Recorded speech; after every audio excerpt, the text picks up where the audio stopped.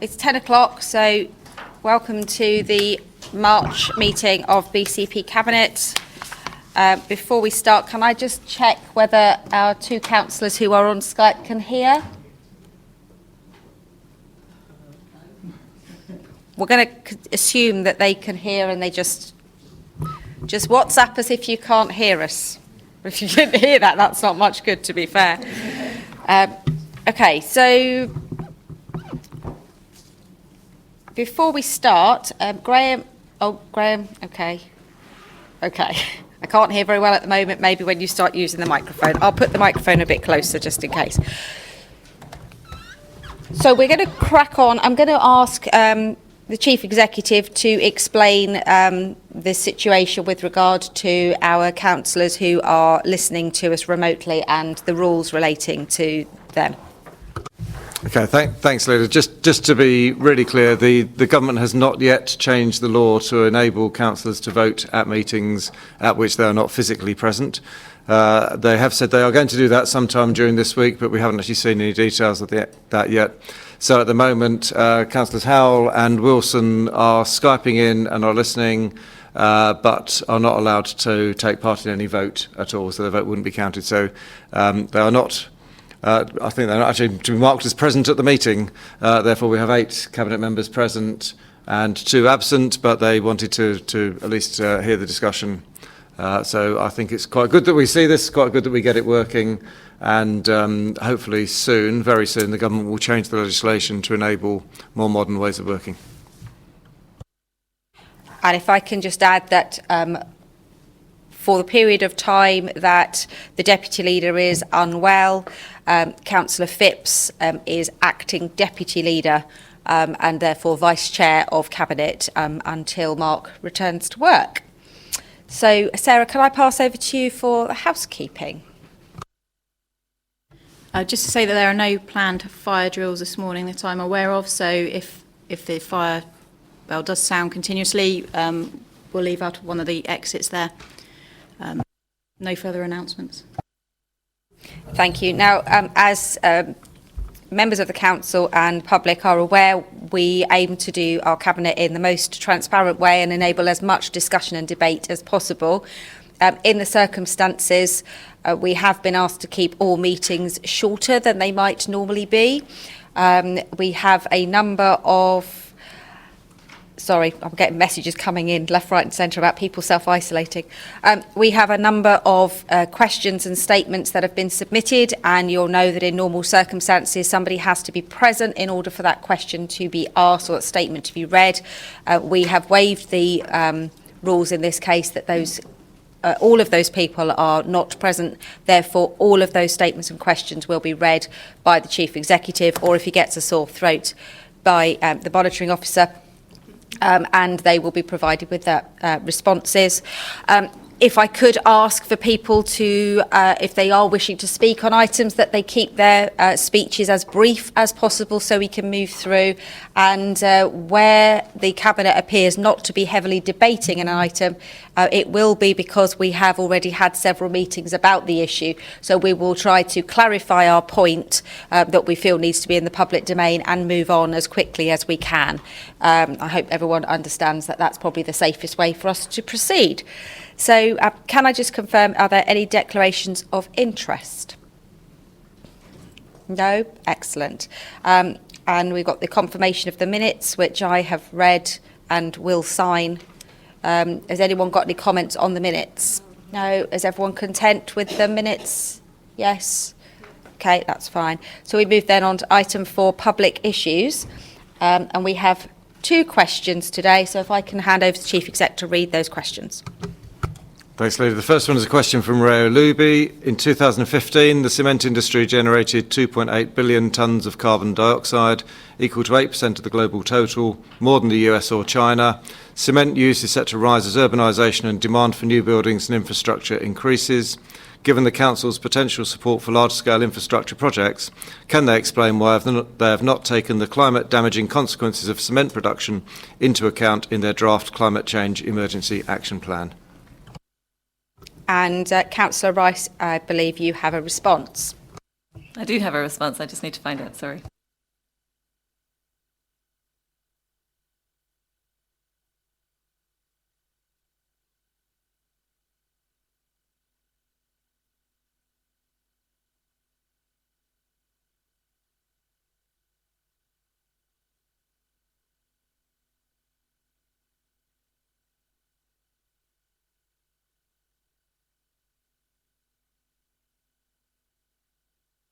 For those who are listening remotely, we're not holding a minute's silence. We are just waiting for Councillor Rice to locate her response. Just conscious of the audio recording might feel a little odd at that point. Would you like us to come back to it? We can move on to the next question and come back if that helps. Yes? You've got it. Okay, Councillor Rice.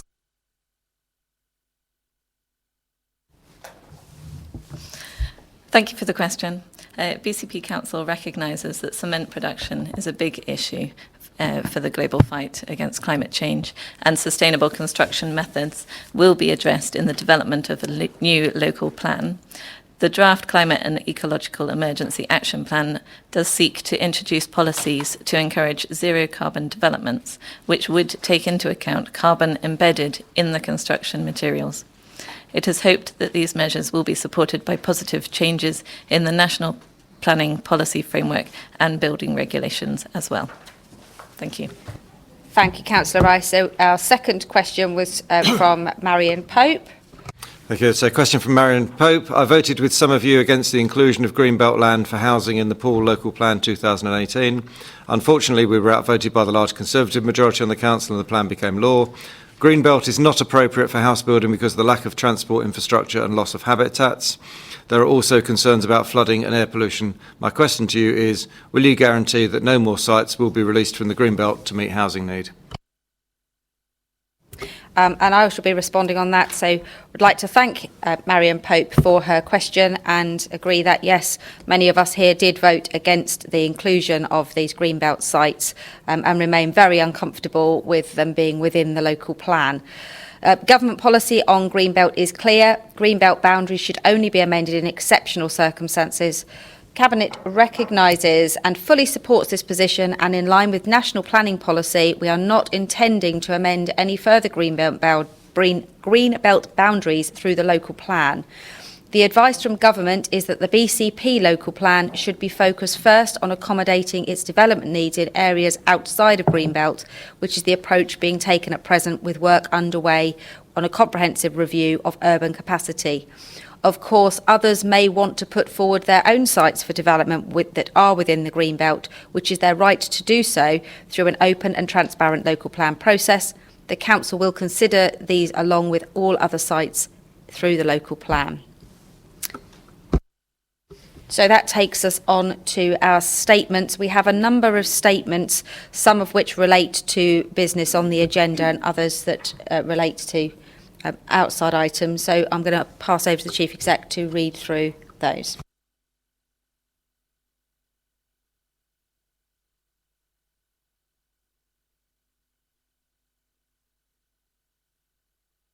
Would you like to start? I'll start that again. Sorry. So it's a statement from Sarah Fisher. I trust that BCP Council has robust systems in place and has asked searching questions of the very ambitious BPF, including, have the new joint governance documents been established? Why are there no BCP elected representatives as BPF trustees? Where is the audit trail for £730,000 of HLF?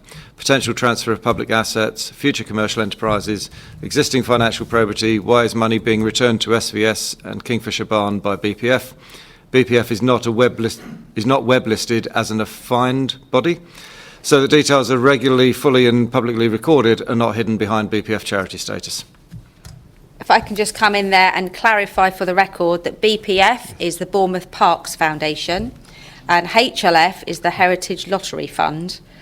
Why is money being returned to SVS? SVS is that the Stour Valley? Yeah, related to the Stour Valley special area. So just to clarify those terms. So thank you for your statement. And the next one. So it's a statement from Mrs O'Brien. As defenders of the historic right-of-way, we were pleased to provide some representation at the TAG, that's Technical Advisory Group, including a video recorded just before Mr Atherton blocked the path, clearly showing it being walked with little more than spring growth obstructing easy passage. On the assumption Cabinet will accept the TAG's decision, we haven't spent the time preparing a further submission for Cabinet. However, should the Council encounter any difficulties in due course enforcing the right-of-way, we have more evidence that could be submitted to support the formal declaration of the right-of-way. And just for clarity, that relates to the item on traffic regulation orders, which comes later on in the agenda. In a statement from Susan Chapman, at a time when both human and planetary lungs are being compromised with desperate but unheeded warnings that the Amazon rainforest may very soon turn from carbon sink to dangerous carbon exhaler, threatening all life on planet Earth, you're all welcome to join Earth Day Week, April 20th to 25th, from the We Don't Have Time Climate Conference, which is a live broadcast. Agenda item 7 regarding the Wessex Field site mentions wildlife, wellbeing, housing and transport, but sadly omits the importance of allotments and growing local food, including fruit and nut trees and medicinal herbs as supplies fail. Policies protecting local wellbeing clearly need updating. Thank you, Mrs Chapman. And the next statement relates to the item on antisocial behaviour. So this is a statement from Sarah Ward. The Conservative-run Poole Council introduced a PSPO for Poole Town and Holes Bay in 2017. Since then, I, along with others, have campaigned to have clauses removed which directly threaten those who may be homeless or in poverty with fines or criminalisation. We hoped that when the UA took control in 2019, they would act quickly to remove these immoral clauses. It has taken the threat of a High Court legal case to get to this point. I urge the Cabinet to agree to the recommendations in the report tabled and following consultation remove clauses B, C, D and E. This will send a clear message. We need to help, not punish the most vulnerable. Okay, and there is a second statement from Sarah Ward. Please can the Cabinet pay urgent attention to the needs of those people who may be homeless or living in temporary or inappropriate housing during this period when we are facing a public health emergency. These people are some of the most vulnerable in society and at enormous risk, both from contracting COVID-19 and succumbing to its impact. Can the Cabinet publish their emergency action plan for dealing with this particular cohort to both reassure and guide the public who will be rightly concerned? We are going to be talking about COVID-19 later on, so I'll make sure that that item is covered. The remaining statements have come via a councillor and generally exceed the word count. So what is going to happen is all of the full statements have been circulated to all members of the Cabinet, and the Chief Executive is going to read as appropriate from those statements. Thank you, Leader. So the first one is regarding the Dorset Children's Foundation, which represents the voice of local families with disabled children. They're concerned they hear lots of talk of plans for the elderly and the most vulnerable, but not specifically around disabled children who face unique issues. They're seeking reassurance for parents that their children's immediate medical needs will be addressed and to ensure that the Council has an understanding of how those basic needs are currently met to ensure continuity. They're looking at how parents can balance all the various demands on their time, including night shifts, looking for complex disability whilst holding down jobs and looking after other siblings. And they're saying at the end that as a charity, they can assist by providing the platform to communicate with and help relay information to those families most that need it most. Okay, the next one is a statement from Dan McAvoy, parent to Elisa. Again, I'll just summarise. A lot of us are already supporting each other, providing support where possible, but in most instances that support is difficult because of the individual circumstances. At the moment, Diverse Abilities is the biggest provider because the NHS only provide funding for care, not for staff. There's a feeling that disabled children are often overlooked. It's not to say it's purposeful, but the assumption is that the child's primary carer will shoulder the burden. I know a lot of families are looking for some degree of leadership that specifically talks to them and acknowledges their concerns. The next one is a statement from Patricia Risbridger, who is grandparent and full-time carer, just highlighting concerns about coronavirus. She says that there are 4 children in her house, 3 children aged under 10 and granddaughter who's aged 2 with severe, complex and profound learning difficulties.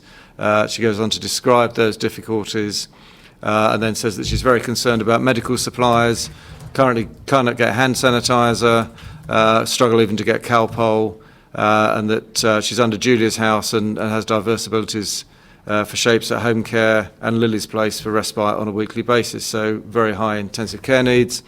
And she expresses a concern about what's going to happen once those staff of those organisations have to self-isolate or are not at work. Also raises concern about apparent lack of empathy being shown by a children's school, which is Heatherlands in Poole. Basically saying that the school have reminded parents that any child off school who is asymptomatic will be marked as unauthorised, therefore could face a penalty, and asking for that to be relaxed. she says that she does have medical evidence that a child with complex needs, and therefore they should make allowances for siblings to be kept at home in relation to that as well. Then talks about the hygiene factors that she is enforcing, and saying that actually even with that it's difficult to guarantee their well-being. And then saying at the end, I'd welcome your thoughts and clarity on this matter, and please ask BCP Council to make special allowances for families in their situation. The next one is a statement from Amanda Lewis, mum of a daughter. We have a daughter with complex medical health needs, and we're concerned that special needs schools are not being advised accordingly and just dumped in with mainstream. Also, if we take her out, that means we need additional funding for help at home. Is there any provision for this? That said, what happens if we struggle with getting care at home? We nearly lost our daughter to flu a few years back, so this is an extremely worrying time for us. The next one is a statement from Robin Turton. Again, is beyond the word limit, so just to summarise, saying that many families who live in council housing are wondering what happens to benefits if some of our service provisions, DWP, tax credits, universal credit, close. Many of those benefits are their only source of income. With the demand for goods being so high and driving prices up, what happens if those essential benefits fail? They're also saying what will happen with rent accounts for those that live in council housing. Then, as somebody with significant rent arrears and a massive question mark looming over their ability to get a new job, particularly if schools and childcare become unavailable, plus the cost of living going up, what does the council plan to do? And saying she shouldn't have to choose, he or she, don't know, Robin with a Y, that they shouldn't have to choose between feeding their children and a roof over their head. Okay, that concludes all of the statements. Obviously, some of those things are going to need a direct response, but some of those issues are council related, others are related to national policy, government policy, or others. So we have to be mindful of the fact that although some of those things sound very distressing, we don't control whether schools close or whether what the government packages come out. So I think we need to be a bit careful in what we say in response to those. That brings us on to the last item on the public's area, which is petitions. And we do have a petition. The lady is not present, so therefore, Chief Executive, can I give that one to you as well? I needn't do that. A petition has been submitted by Sarah Fisher, has 16 signatures, which we have in a scan form, and the preamble is, in this meeting, the Cabinet is considering the creation of the parish of Throop and Holdenhurst, which will mean that in April 2021 there will be a statutory obligation to consult the parish on these matters. However, until this time, BCP Council, through the Parks Department, is bringing forward 3 major projects within the boundaries of the new parish, which all need careful consideration. The Throop Sang, awaiting planning committee discussion. Hicks Farm, a major capital project by BCP and the Bournemouth Parks Foundation for a vanity visitor destination. The project will be at major variance with BCP sustainability and climate change objectives. Additionally, this will divert visitors away from the town centre, which we suggest is in dire need of increased footfall and financial regeneration. And thirdly, Woodland Burial Ground in Muscliffe Lane, quietly purchased in the last days of Bournemouth Borough Council, using old Bournemouth data for out-of-date justification. Please can BCP conduct a full bereavement service audit over the whole new authority to establish total future need of woodland burial, bearing in mind there are already 3 fully functioning woodland burial grounds within half an hour of Throop before any permanent decisions are made about this site. The BCP Parks Department are introducing each of the above, one by one in a narrow piecemeal fashion, slicing and dicing, which we believe is detrimental to the BCP sustainability and climate change protocols, as well as the future of this conservation area in the Green Belt. Please can BCP consider all 3 of the above together as one integrated policy for the future of this special place. I think I can now stop reading, or at least out loud. Thank you. So that petition we will need to presumably take to the appropriate officers and bring that back once it's had time to be looked at, bearing in mind at the moment that items that are not urgent will probably take slightly longer to deal with than they would normally. Okay, so that takes us on to item 5, which is recommendations from the Overview and Scrutiny Board, where we consider any recommendations that are not otherwise on the Cabinet agenda. Councillor Haynes, as Vice Chair of Overview and Scrutiny, did you have any recommendations that don't apply to items on the agenda, or are they all on the agenda, aren't they? Yes, that is correct.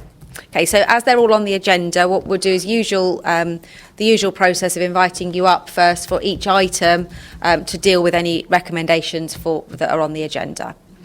Okay. So item 6, community governance review. This is the Throop and Holdenhurst final recommendations.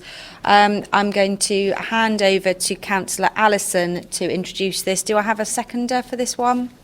Councillor Rice. Thank you, Councillor Allison. Thank you very much, Leader. So members will have heard me speak before at Cabinet and at full council on this. So this is the final recommendations for our community governance review for Throop and Holdenhurst. It sets out the boundary, which is shown in the report, and it sets out that there will be 7 councillors and that the establishment of the parish will be the 1st of April 2021, and then it will hold elections the following May. It was going to be a standalone election, although now, given the circumstances, it'll have a PCC election and a local election to go along with it, so that'll be interesting in terms of cost saving. That's pretty much it. This is the 5th report that's come through on this community governance review. It's had a working group which has concluded, and the recommendations are all in here. Thank you. Thank you. There were no recommendations from overview and scrutiny on this one, I don't believe. No, we can look at this item. That's fine. Thank you very much, Councillor Haynes. Are there any members present who would like to speak on this item? No. If I can just say from the chair, there was some in the comments that came from the public around this. There was some concern about why we couldn't have the elections until the 1st of April 2021. Obviously, circumstances are now as such that they're not going to be happening before anyway. But the rules state that elections for this sort of thing can only be established at the beginning of April, and therefore the request people had to have elections in September would not be constitutional. So if anyone has had queries around that, we need to pass that information back. That's out of our control. Circumstances now have moved ahead. Any member of the Cabinet wish to speak on this item? Councillor Phipps. Just very quickly, I'd just like to speak to support it. I'm very, very supportive of parish councils, as you may be aware. Thank you. Thank you, Councillor Phipps. Anybody else wish to speak, or are we happy to go straight to the vote on that one? So all those in favour of adopting this? So that's unanimous. Thank you very much. Sorry, I should have actually checked. Councillor Wilson, as the local ward member, I know we've just voted on it. Is there something you wanted to say on this one, or are you content? You might want to type it. I'm going to give you 10 seconds. Should have done that first, really, shouldn't I? These new ways of working. I don't think he had any particular issues with this. I think we assume he's content. Okay. In which case, we'll move on to item 7, which is the Wessexfield Site Development Strategy. This would normally have been introduced by Councillor Howell.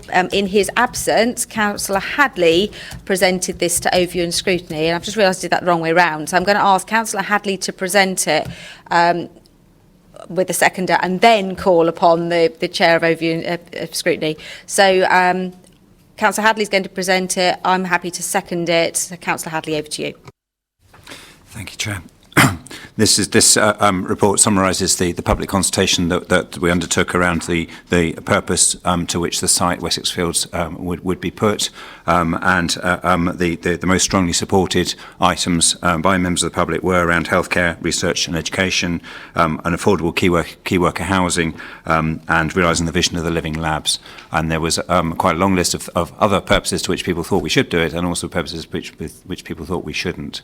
It was about the land use and wasn't about the transport theme. A lot of discussion and suggestions were made around transport, and that's something that we will need to take forward as a part of the next step. But what we're being asked to do here is to enable officers to commission some soft market testing to establish how we will adopt those 3 key themes that were strongly supported in the consultation for use of this site for social as well as economic benefit to a BCP area.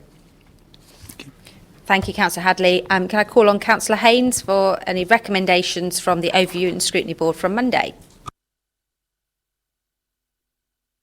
Oh, it works. Thank you very much, Madam Chair. There were no formal recommendations from the Overview and Scrutiny Board for this particular item. but we did summarise, and there are some comments which I'd like to present to Cabinet. Councillor Hadley had already covered part of it, where the transport side of the transportation side of this scheme was discussed by many, and it was felt that, yes, Councillor Hadley had made it clear that this consultation wasn't about transportation, but nonetheless, transportation is an integral part of the whole scheme. So there was some disappointment expressed that perhaps just with one bit and not the other bit, we couldn't get an entire picture to be able to make any proper constructive comments on the matter. There was also issues about the fact that this land was originally for purchase or acquired for employment. But I think in principle, the board was supportive that it is now going to be of mixed use, employment and a residential. But nonetheless, I think the main comments from the Overview Scrutiny Board was that they would like to see when the next stage, you progress to the next stage to see how the transportation side of it in terms of the road infrastructure will actually come together for this, because there was concern that you can have extra homes, extra jobs, extra businesses there, but how they're going to come in and out. And there was also comments from the two ward councillors that weren't actually able to attend the Overview Scrutiny Board, and their comments are that they're very concerned about the road infrastructure issue. Those are the comments, they're not formal recommendations. Thank you, Madam Chair. Can I suggest you stay there rather than keep circulating air by moving backwards and forwards? It's probably best to stay there. And as far as I know, I'm not contagious, but yes, I will do I'm that. I'm sure you're happily. not, but it makes more sense, doesn't it, for you to hang on in there. OK, so are there any other members of the council who wish to speak on this item? Councillor Farquhar, or we're going to have to get a bit close there, that's my only concern. Thank you.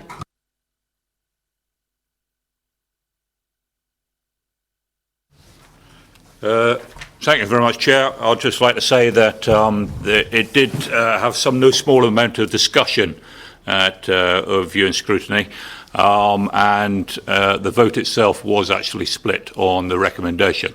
What was somewhat disappointing is that the public interaction that we had at the presentations, etc., wasn't highlighted sufficiently relating to the other advantages that the proposals that have come out of that lend to that particular site. And unfortunately, the focus seemed to go back onto the road infrastructure. And I would have liked to have seen further discussion around the opportunities for Wessex Fields to actually make a different way to actually serve people commuting into workplaces, key worker housing, etc.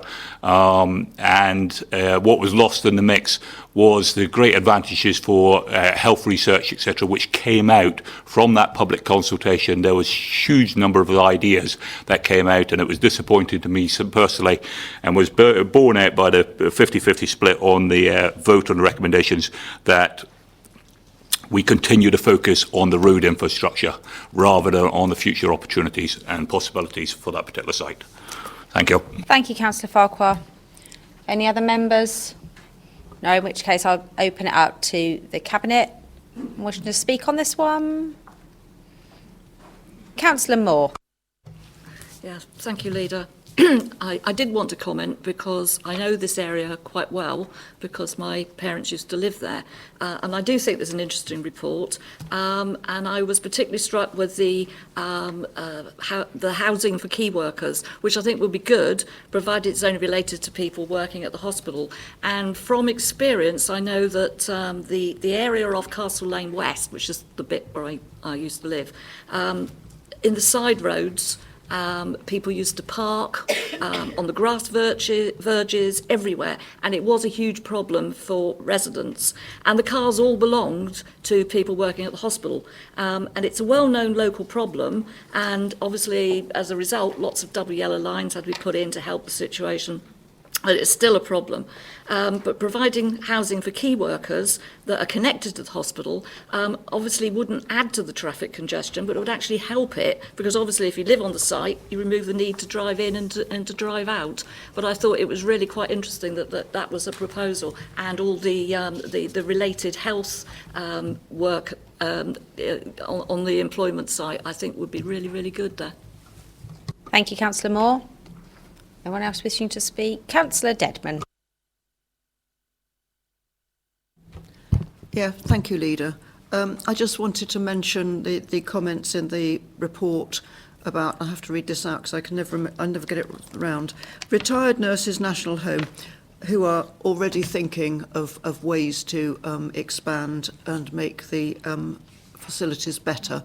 And I think that's going to fit in beautifully with hopefully, with what we want to do. So I was very glad to see that that's mentioned and that they're on board. So thank you. Thank you, Councillor Dedman.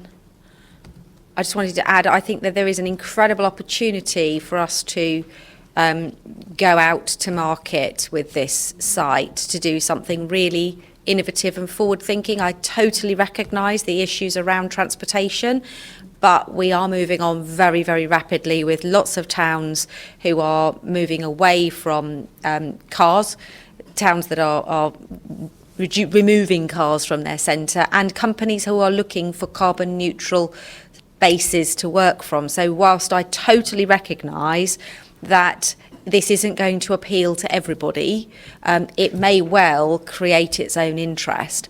And if it doesn't, and actually we find that what we get from this is a situation whereby people are saying, we love the site, but we need a road, then we have to be brave enough to go, did we get this wrong? And I think that's where our leadership will come in, that we actually say, let's see what it brings up. Actually, if it's something that there is a market for, then we're ahead of the curve. If it isn't, then we have to look at the future, the options. The really important thing is that the work is continuing with both the hospital and the university, with which we have a memorandum of understanding, and that there are regular meetings happening with how we can support the hospital to improve their own access to their site so that we can relieve the issues that they have. So I think this is an exciting opportunity. It isn't committing us to do anything which we can't step back from, but it is moving us to be able to take this forward to the next step. So the recommendations are that we progress the key themes as supported, and that we delegate to Director of Development to commission the soft market testing, and we will come back to this in autumn, recognising that date might slip if work streams have to change. So with that in mind, are we happy to go to the vote? So all those in favour? That's unanimous. Okay, thank you very much.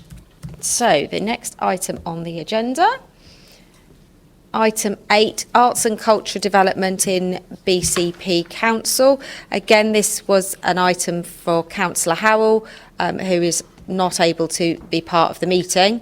So I'm quite happy to present this one. I just go to the recommendations.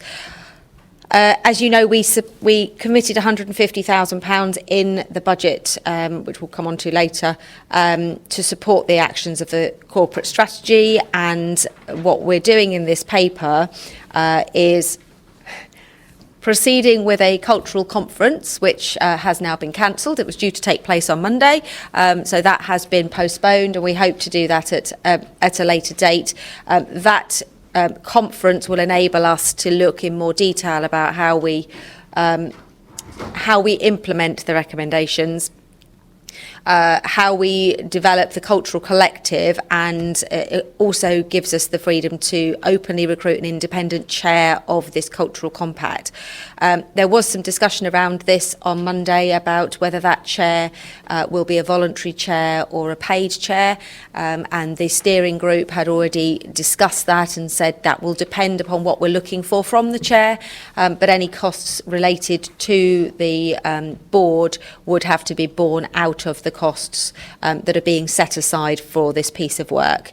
There was also quite a lot of conversation about how this money that's been allocated will support community culture, and a real belief that actually it has to start at grassroots. So the findings and recommendations of the cultural inquiry are all attached, and the final item of this was agreeing a 3-year standstill settlement. So we do know that organisations like Lighthouse and the other organisations that we support through grants, which are listed in the paper, have been receiving reducing grants over the last few years. They've been getting 1-year settlements, which has been causing them some problems with their resilience and how to move forward. This paper does agree to a 3-year standstill settlement for those 6 organisations, which we know that they are very happy to know where their future lies. Obviously, things are moving quite quickly in the entertainment industry, but hopefully we will still be able to do that. But this paper does give us that, enable us to give them that commitment. So I'm going to hand over to. Do I have a seconder on this? Let's probably second this one. Councillor Lewis, Councillor Allison is happy to second this. So yeah, I commend the paper on behalf of Councillor Howell. And Councillor Haynes, I think you had some comments on this one. Yes, there is actually a recommendation, and then the recommendation from overview and scrutiny was, I hope, circulated to Cabinet yesterday because they were finalised then. So just a bit of preamble to say that there was support, but there was also concern raised because obviously things have changed rapidly as to whether this money is actually going to be the best spend for BCP at this point in time. And I think yourself, Chairman, did actually mention that because things have now got to be delayed in view of the COVID-19 situation, that any unspent money due to the delay could potentially be used to support the Lighthouse. But I think it's not just the Lighthouse. There are also other organisations within the conurbation, such as the Pavilion, etc., that may actually need help if they need to actually close down for a period of time. The recommendation before Cabinet members, I'm not going to read it because it is laid out there, but this came as a result of the discussion that took place at February Council, where I think it was mentioned that having the offer of arts and culture could potentially help combat antisocial behaviour. So there was a request, which was voted on and unanimously supported, that the Overview and Scrutiny Board would like to see a report back in 12 months to see how this has worked out and how it had been effective in helping to reduce antisocial behaviour, which would be one of the measures of success of this scheme. But also there was concern that with arts and culture, that sometimes those that are harder to reach, that don't even consider going to the theatre or going to watch a musical event, may not be at all remotely interested, but that we would actually need to do something to actually reach out to these people to say, actually, it would be of benefit to you to attend such events. So those were the comments from the board, and the recommendation is as set out in your papers. Thank you, Madam Chair. Thank you, Councillor Haynes. Do we have any other members of the... Councillor Trent, would you like to come up to the corner microphone? Yes, thank you, Leader. Just a few brief points. I really welcome this and the intention to try to support our arts institutes, arts and culture institutes, to keep going throughout this. But one of the points I wanted to make really is that normally in sort of difficult times, it's arts, culture and entertainment that holds people together. And although we have a period of intense isolation and we can understand that people shouldn't be, attending crowded events, when this eases off slightly, I'm wondering whether we can use our arts institutions like the Lighthouse, like the Pavilion, like other facilities around the town to help bring people out of social isolation. Some of the older people who are going to have to be isolated at home for a long time will be in need of being sort of brought out of that isolation and helped, and it might be possible to use some of the funding to create events where, you know, sort of reasonable number of people can sort of attend and, you know, can be brought out into the open. And the other thing, I do support the desire to engage younger people and a much wider range of people in arts and culture. But as I say, I just really wanted to say this might be the opportunity when we're coming out of the worst period to do something that can help. Thank you, Councillor Trent. Is there any other member of Council who wishes to speak? No? OK, in which case I'll open that up to Cabinet. Councillor Hadley. Thank you, Chair. I think obviously we are in very different times perhaps when this report was written, but I really welcome the idea of this report. In terms of the inclusivity that was raised by ONS, the Bournemouth Symphony Orchestra, I've been to a couple of times where they talk about how the outreach, the work they do in hospitals, in schools, very much out in the community and taking world-class musicians to people's beds who are on terminally ill, which is brilliant work.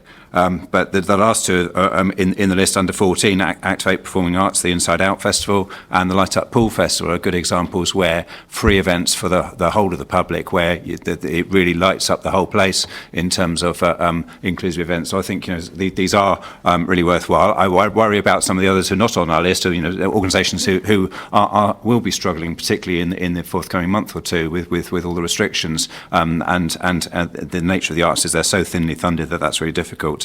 And it is disappointing when you look in paragraph 13 that we are 56th in the table of proportional spend on arts and culture for the 12th largest authority. And I guess as an ambition, I really welcome the idea that we want to go for City of Culture in the future. 2033 seems a long way away. That's 13 years away. I don't know if we can do it any quicker, but I think that is an ambition that being the city region that we are now, we should be aspiring to. So I think it's a really good direction of travel. Given current difficulties, it's probably not going to happen as quickly as we might like, and we just got to face that. Thank you. Thank you, Councillor Brown. Thank you, Leader. Yeah, just 2 points really, actually. If I could just wanted to make a statement first, actually. I've been sent a statement by Pete Wilson, the Head of Finance at the Lighthouse. Unfortunately, because of what's been going on at the Lighthouse, he missed the deadline for statements. But I have had some correspondence with him over the last week. And he effectively wanted me to just say very simply in response to item 8 on the Cabinet agenda, the Lighthouse are most grateful to all concerned for the proposal to fix the grant position for us and other cultural organisations for the next 3 years. Notwithstanding the current scenario, the certainty and stability this would give us is significant and I'm sure would be welcomed by all organisations on the list. BCP's continued support is vital and we are very grateful that this is now in a position to be agreed. And he wanted to pass on many thanks to all involved, including Councillor Howell, Adam Richards, Chris Saunders and particularly Michael Spender. And I'll come on to that in a minute. I attended the discussion at Overview and Scrutiny on Monday, and a lot of the focus was around the additional 150,000 allocated for next year with potential for more in future years. Although obviously, as we're aware, there was a proposal at full council in February to remove that allocation, an opposition budget proposal, but we defeated that and we've managed to allocate that additional funding.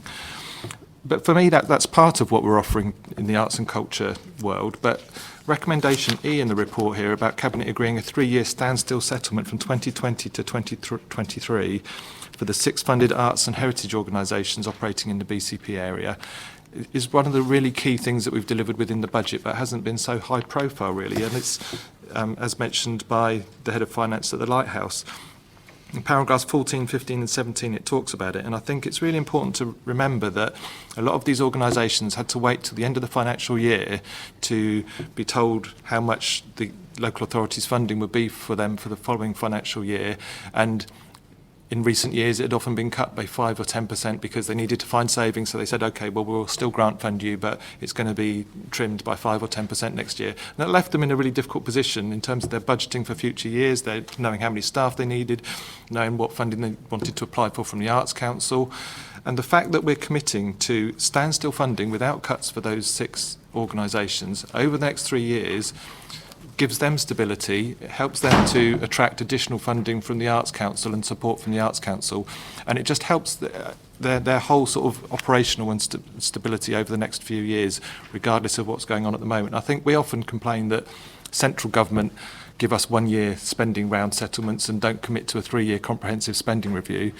And I think that it's important to note that we're now treating the arts and culture organisations that we fund in the right way by giving them a 3-year comprehensive spending review, and they can know where they stand rather than just giving them last-minute 1-year settlements. Thank you, Councillor Brown. Councillor Deb. Thank you, Leader. Yes, I just want to. Well, I really enjoyed this the report that's added on this. I thought it was absolutely fascinating, especially the metro. If you've all looked at that, which ends at Muddyford. So I don't know where Highcliffe went, but there we go. I'm not going to broadcast that. But no, in our own report on item 3, I wanted to point out that the BMJ state that in a study, people who engaged with receptive arts activities on a frequent basis had a 31% lower risk of dying, which is one of the reasons to try and push all this, because it's not only, oh, wouldn't it be lovely to go to the theatre or things like that, it's all the other activities that we need to encourage. And so I think it's really important. So yes, really good report. Thank you. Thank you, Councillor Debman. Councillor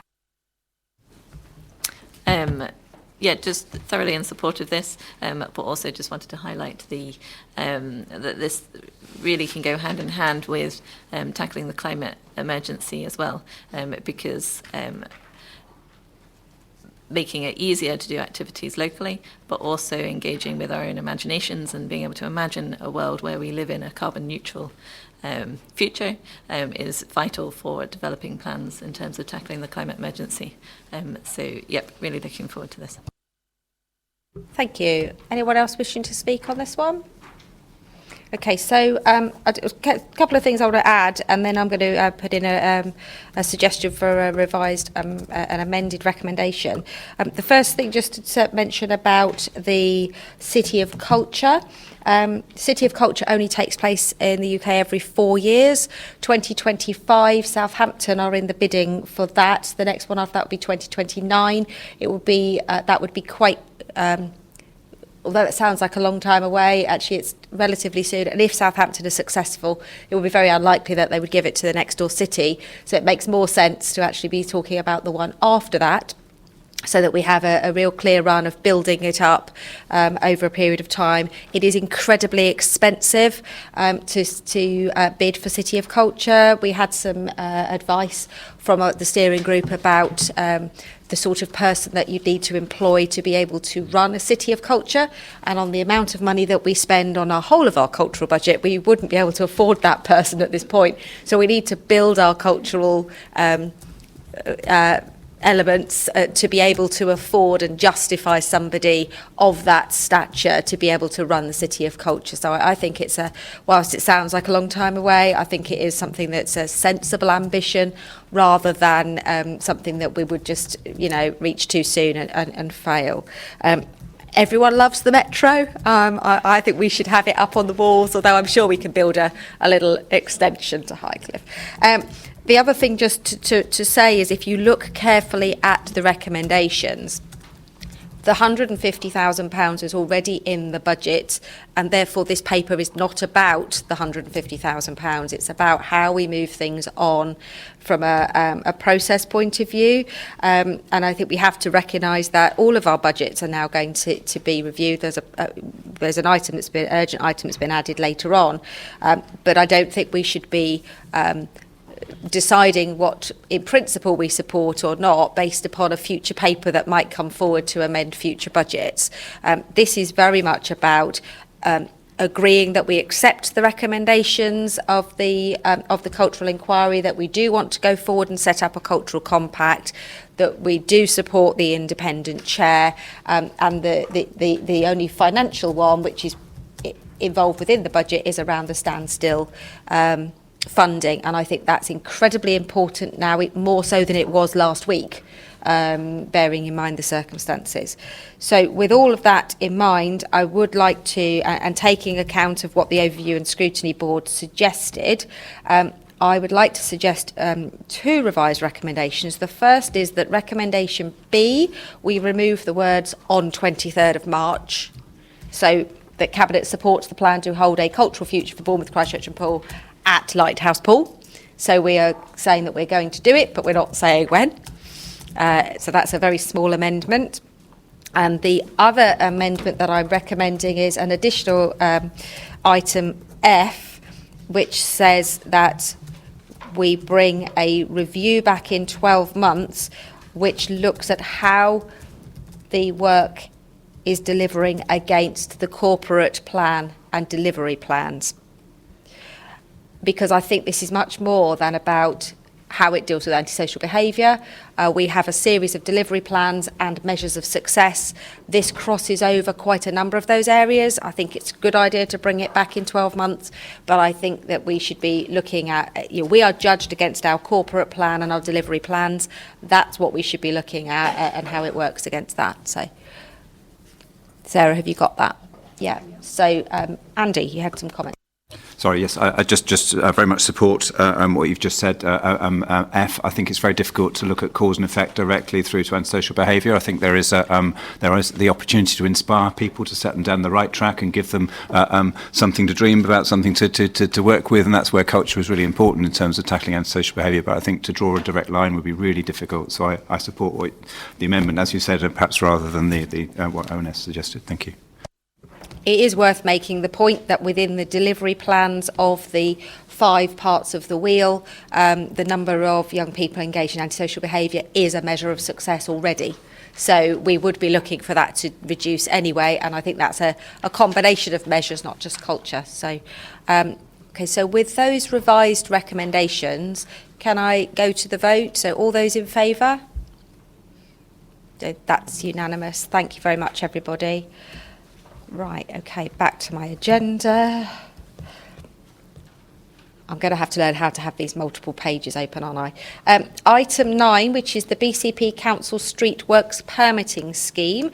I believe, Councillor Hadley, you're going to be presenting this one. Do we have a seconder for this one? Councillor Rice? Okay, I'm going to hand over to Councillor Hadley to present the report. Thank you very much, Leader. This is something that we are obliged to do, and apparently the South West is the last area of the country to take up, and it replaces a notification system where the utility companies can just notify us work they're planning to do with a permit-based scheme.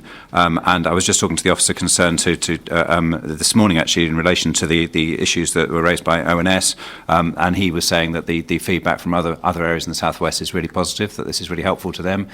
It gives more certainty to the utility companies. As the feedback in the consultation that we've had the utility companies, they generally welcome this scheme as it gives them greater certainty.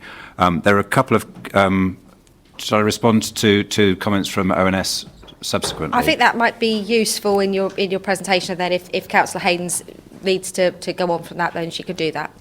Okay, so there were a couple of queries that were raised by ONS. One was around the table of charges. I have got the table of charges. I guess we need to publish that perhaps with the minutes of this meeting, if that would be sensible.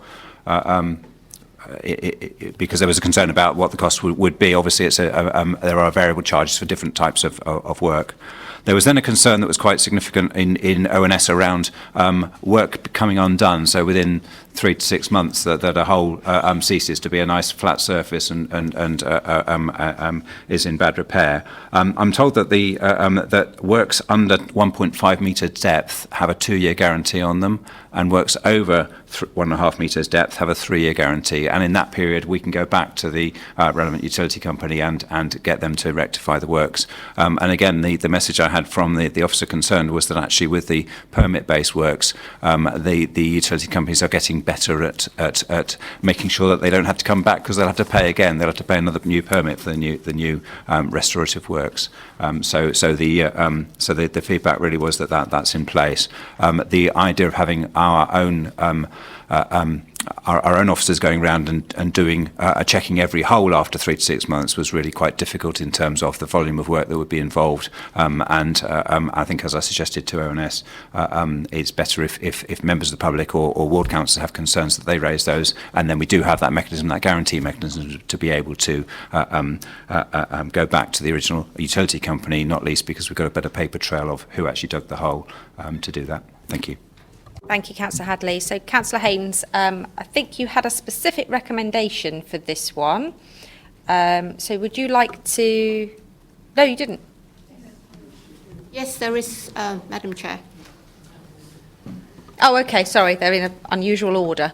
They are in the order that we looked at them Yeah, at no, ONS. That's why they are all mixed up. But there is a formal recommendation, and I thank Councillor Hadley for saying that the fee table is actually available, so I would be really grateful if that could be circulated to members of the ONS board. Thank you for that. So the recommendation is as set out before you, members of Cabinet. There was quite a long discussion, and in fact the bulk of the discussion for this item actually centred around when utility companies or whoever they may be carry out a piece of work, and then it's made good, and then a short while later it's kind of fallen apart. And I think that this permit scheme will actually help, because it will actually now identify who's responsible for actually making good. So if, as Councillor Hadley has set out, the period of guarantee is as is, then I think that would actually satisfy, I think most members were actually talking about, oh, you know, you repair it and then it either becomes a hump or it becomes a big dip, you know, and then it's no good. But I think I still have a concern that whilst the guarantees are there, depending on the depth of the hole, sometimes if a member of the public were to report it, it might just go round and round and round the houses before it then eventually becomes known that actually this issue was caused as a result of a utility company actually carrying out works.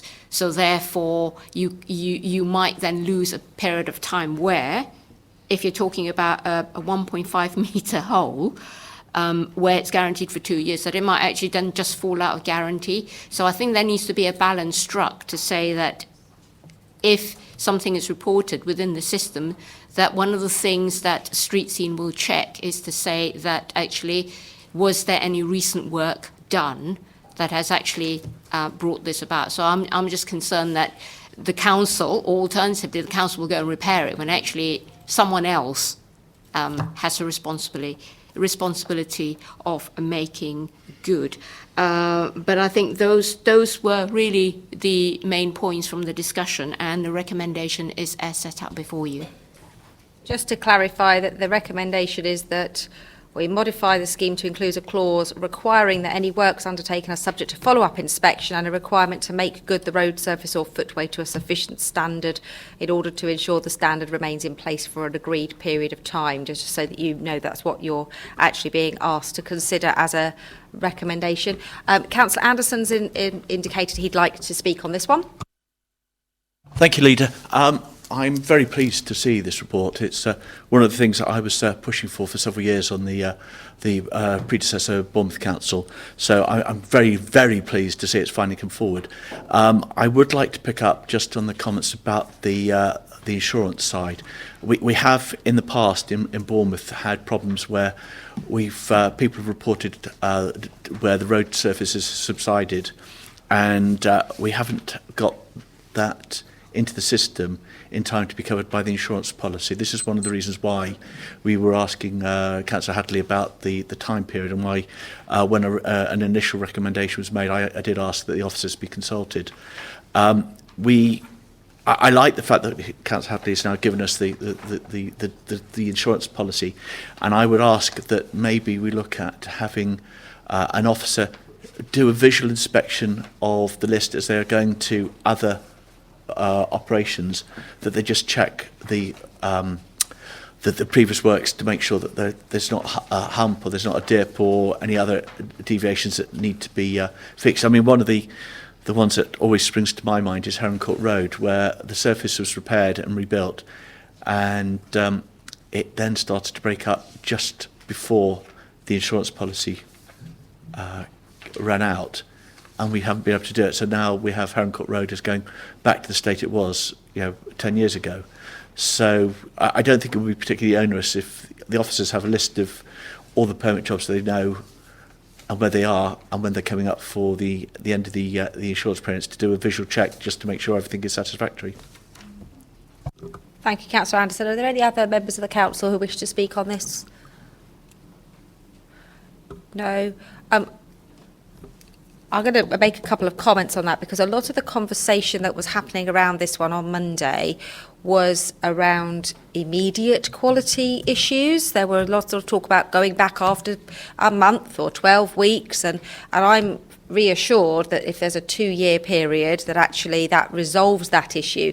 There was a concern about immediate subsidence or poor workmanship that would create humps and very poor standards. One of the things I am concerned that officer capacity to be able to suddenly say, well, somebody's going to have to go back, that is going to put additional pressure on teams, forgetting what's going on right now, but that there is, that would have to be paid for, and we've already issued the fee charges which have covered the costs of running this scheme. Anything which puts potential additional financial burden on our budget cannot be approved without finance understanding what that financial implication would be. So I would be very uncomfortable about anything which went through which put an additional financial burden on any of our departments at this point. I'm hoping I'm going to get a thumbs up from Adam for that one. But I do think there is something that we can do which I think will help us as community leaders, and with something that Councillor Anderson has just said about the checking if something's about to go out of its insurance period, is we currently get lists of all the planning applications that come out by ward every week. I don't see any reason why, bearing in mind these permit schemes are going to have to go on a spreadsheet somewhere, why there couldn't be access given once a month to these are all the permitted things that are going on, and you look up your ward, and then we as ward councillors are able to know that Springdale Road is being done from this date to this date, and Clarendon Road is being done from this date to this date, and Wessex Way is being done from this date to this date. We then can know that actually we should tell our residents when these repairs are happening. We can then go back and go, what a flipping mess they've made of that, and alert the officers, because they just don't have the capacity to go back. We do.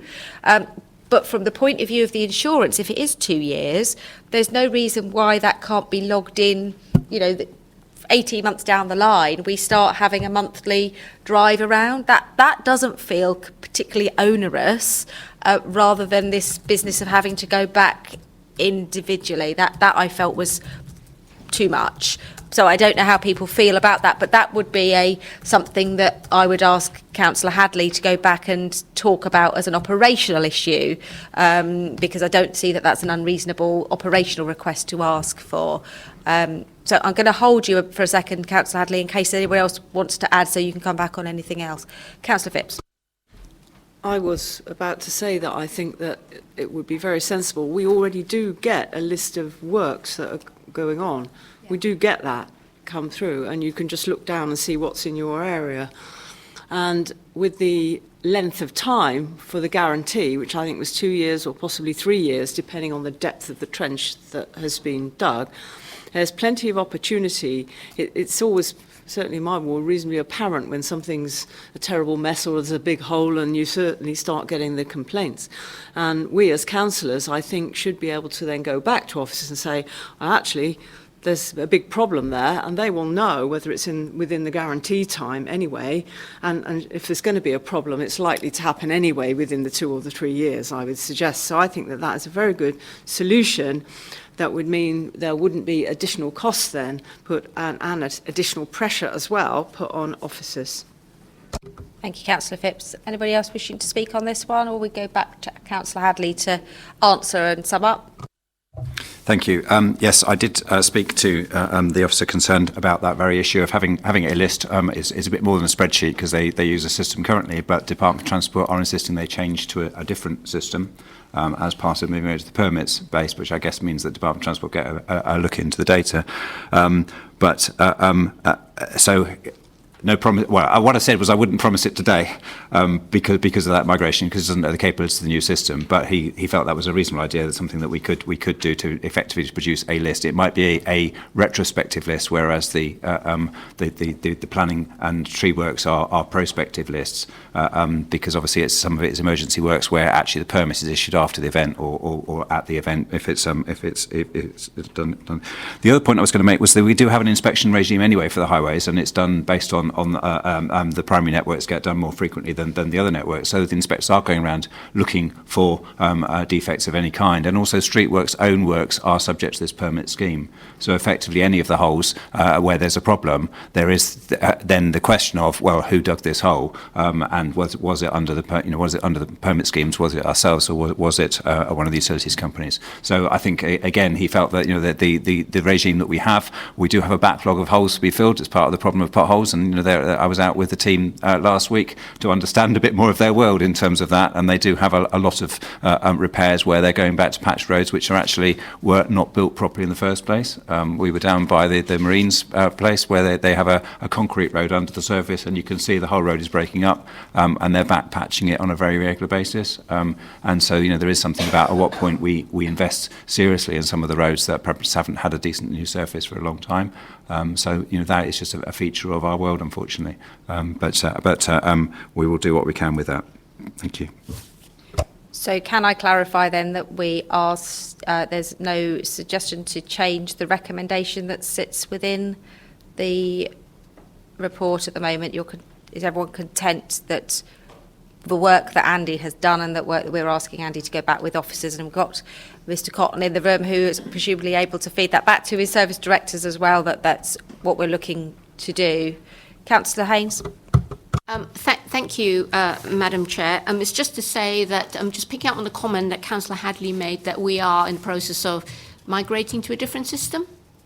That as part of that migration process, rather than retro-fix it, consideration be given, if that facility was available, that if roads have had works done to them, that there is like a little flag or a little note, addendum that you can attach to the system to say, I don't know, Virgin or BT Open Reach or whoever has done work and on such a date, so that if a request for repair comes in either from a ward councillor or a resident, it flags up to say when the work was done, and if it was within the 2 or 3 year period, then they know that there's recourse to a utility company.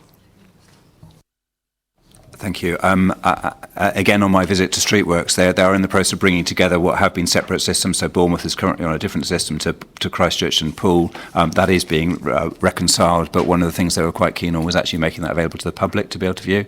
And so, it could be for anyone to be able to firstly know that a pothole has been logged, but secondly, that it was fixed. I don't know whether they would put the name of the contractor into the public domain, but certainly that the permit system would allow that to be logged through. Thank you. It's okay. So we're content I think you've taken that on board and take that forward to officers. Okay. So with the existing recommendations as they are, then can I go to the vote? All those in favour? Okay, that's carried unanimously. Bringing us on to item 10, Dorset Heathlands Planning Framework, which I think is being introduced by Councillor Phipps and seconded by Councillor Moore. Thank you. Hoping this will be reasonably straightforward. You'll know that this supplementary planning document went out to consultation in February. 3rd of January to 3rd of February, I think it was, or something like that. It is essential that this council maintains a planning framework. We do have to mitigate the impact on the Dorset heathlands from development within a 5-kilometre range. And the current SPD runs out on the 31st of March, quite soon. So we need this new document to be in place from the 1st of April. It has been prepared jointly with Dorset Council, and it covers the 5-year period from 2020 to 2025. The mitigation strategy is in 2 parts. It is explained in paragraph 7, so I'm not going to read all of that out. I'm happy to answer questions on it. And also the proposed mitigation costs are set out in report at paragraph 6. Over the 5-year period, the income should be approximately £1.42 million. And these strategies enable both Dorset and BCP councils to grant planning permission for homes within 5 kilometres of heathland within that buffer. And it is very important that we have this SPD in place and adopted very soon. Thank you. Thank you very much. So do we have any recommendations? I don't think we do. Do we have any comments that you wish to make from overview and scrutiny? Thank you. Yes, thank you, Madam Chair. That's correct. There are no formal recommendations for this item. Just a couple of comments, and they are really comments because as the discussion ensued, we realised that the Heathland SPD wasn't the place to actually put these suggestions forward, which was that the BCP should consider having further aspirations to increase land to be designated as heathlands. And also there was a comment about whether there was any possibility that land that is heathland or abutting, very close abutting to heathlands, could actually be used for amenity space for the community if the benefits actually are judged to be sufficient to actually warrant that. So those are really the only comments, Madam Chair. No formal recommendations. Thank you. Thank you, Councillor Haynes. Do we have any members of the Councillor Trent, first of all?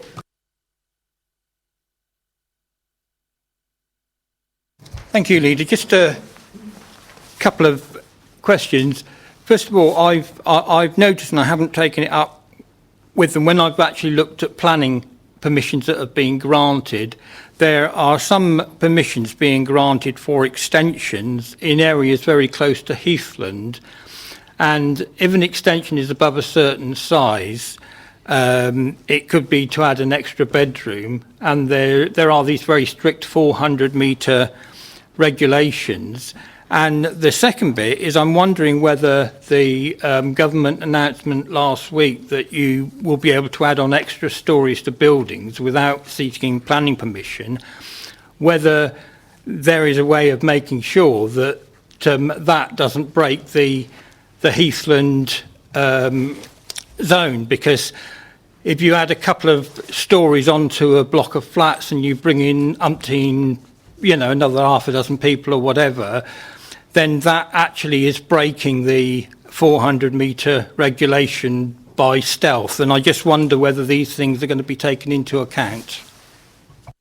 Really interesting comments. Can we wait until and come back when we've got all of the comments from other councillors? Is that all right? Just in case you have to keep going backwards and forwards. Councillor Anderson. Thank you, Leader.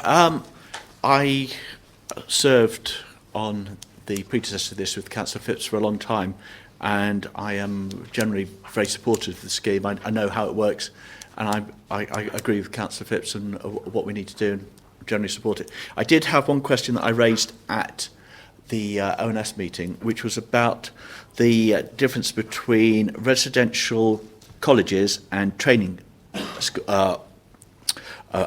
areas and the university managed student accommodation. What the difference was between those two, and why one, it depends for whether it's allowed in a 400-metre area, and one where it's not. So I'm just concerned that it hasn't been brought up, and I think it needs to be flagged again. I know Councillor Phipps said that it has to go to Dorset and be discussed, and I just would like to flag that and hope that that can be raised. The other item which was discussed, and I'm very pleased that Councillor Phipps took it on very seriously, was some of the problems we had on Talbot Heath with the slow worms. And so I would just like to thank her for taking that seriously and investigating it. Slow worms. We all love a slow worm. I mean, it was good that we were able to stop AUB from doing their work. There was a huge groundswell of opinion over that, and I think it just shows what we can do if we all work together and with a consistent message. Because that I didn't think we were going to win that one. I thought they were going to just go ahead anyway. Any other member wishing to speak on Heathlands? No, in which case, can I come back to you to answer those specific queries, and then we'll go to the members of the Cabinet. Right.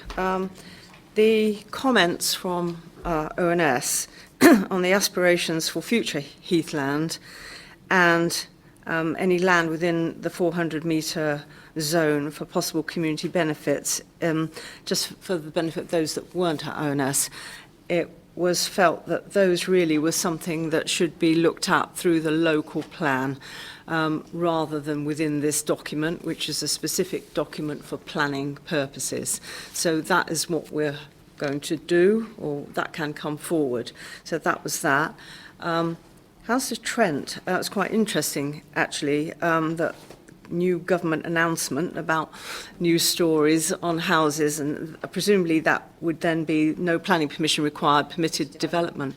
I would have to get more information on that and come back to you, and also certain extensions of permitted development within 400 metres. I mean, if they're permitted development, I'm presuming there's not a lot we can do about it.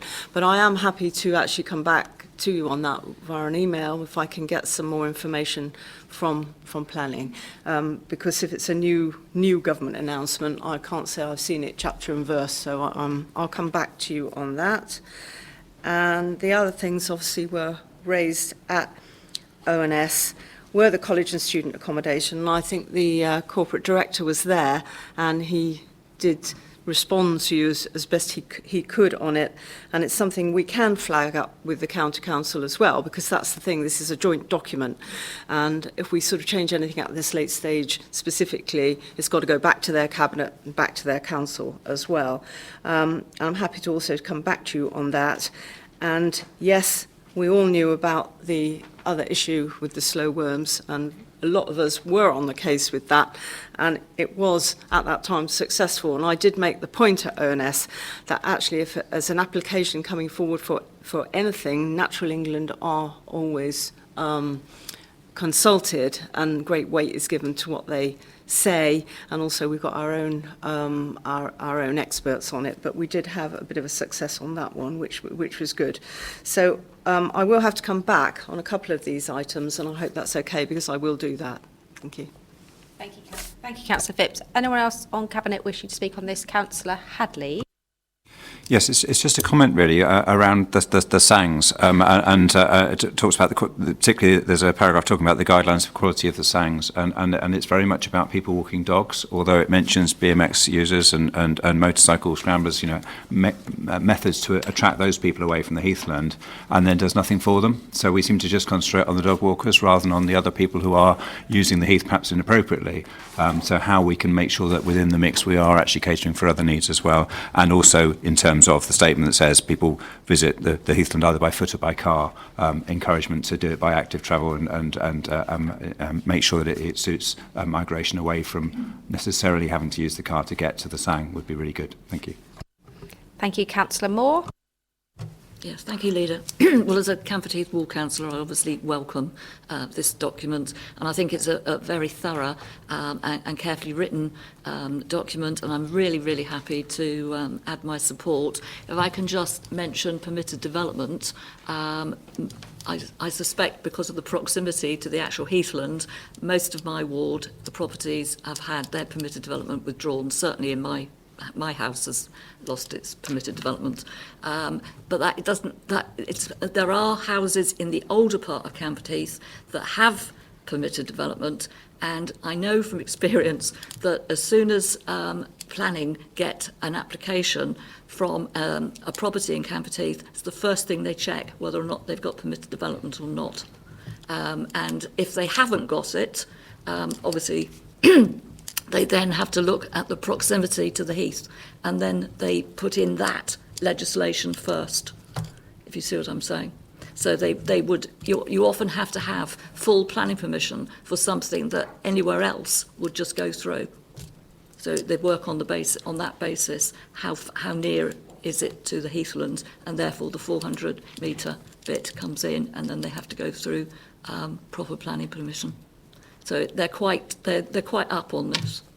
The assessment being that if it is within 400 metres, the usual permitted the development usual rules might not apply. Yeah, that's but exactly we right. need to establish that according but to the they new. have to have urgent, conversations with the applicant, because they expect to be able to, do all the bits in that garden for the extensions and all the rest of it. But in my ward, I know it doesn't apply. Thank you, Councillor Moore. Councillor Dedman. Yes. Oh, thank you, Chairman. Yes, I'm really glad. I think this is an excellent project and report. And it says here that the feedback, which is huge, led to the following amendments to improve, which is fine, because so often you get the feedback and then there's nothing in the report again. I think that's excellent. And I must just say that I only came into local government through Ferndown, Friends of Ferndown Forest. No, Ferndown Common, FOFC. Ferndown Common is an important triple SI, and I lived right by it, so that was my route up to the dizzy heights of Cabinet here. But no, so the heathland is really important around here. I really, really want to protect it, so I think this is excellent, so thank you. Thank you. Anybody else wishing to speak, or are we happy to go to the vote? Okay, so the recommendation is that we adopt it, and any minor changes are delegated to growth of infrastructure with alongside Councillor Phipps. So all those in favour? Okay, that's unanimous. So great, let's move that on to the next item on the agenda.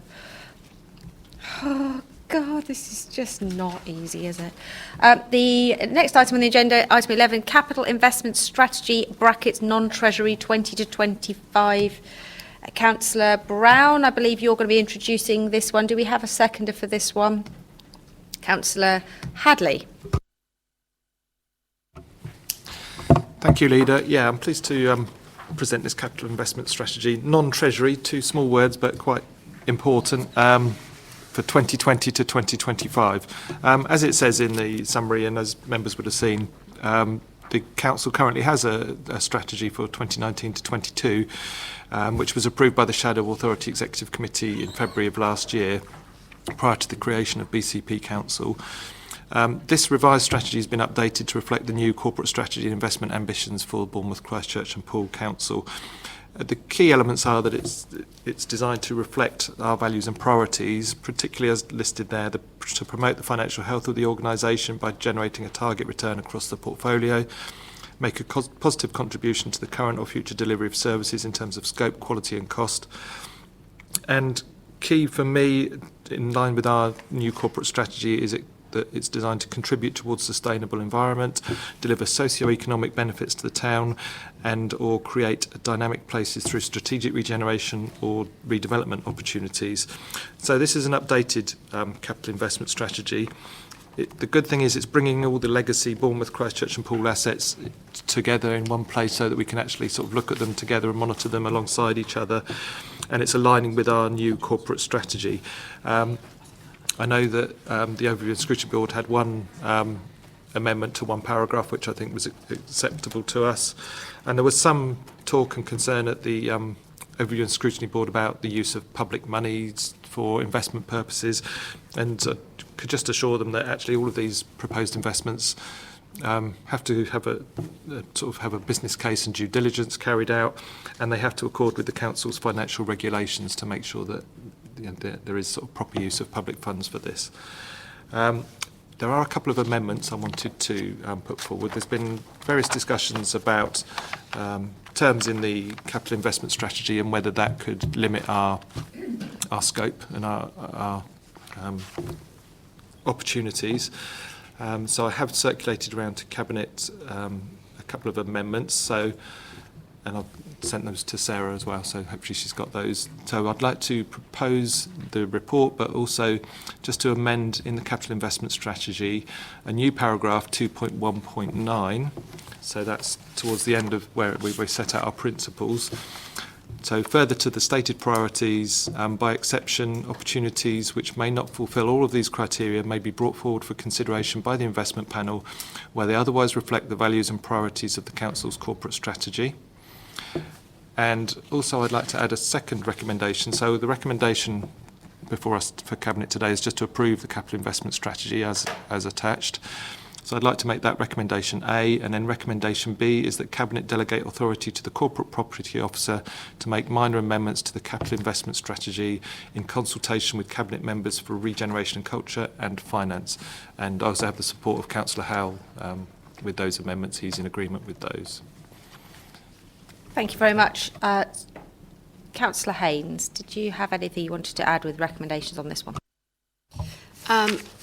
Thank you, Madam Chair. There is a formal recommendation, and Councillor Brown has already touched on it, which is the board had quite a lengthy discussion, and there was concern because it does say non-treasury, but we are using public funds here, and several members were concerned that in paragraph 2.3.3 in Appendix A, that it talks about potentially even if an opportunity, and this is the joys of, oh no, it's come back,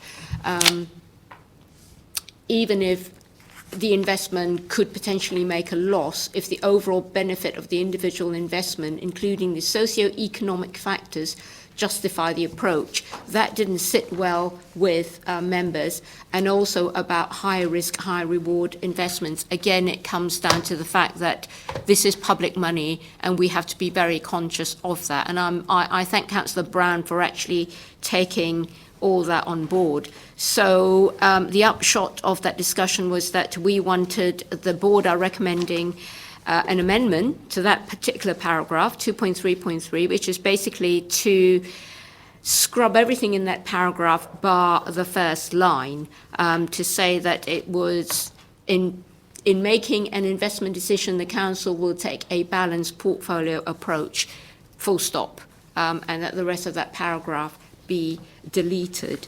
But I'm also now thinking, Councillor Brown has said that there will now be amendments to the recommendations, or rather that there would be a paragraph 2.1.9 to say by exception that if an opportunity does not fulfill all the criteria, it would still be considered. I don't do shorthand, so I couldn't write them verbatim what you said, but I believe that was the gist of what you had said.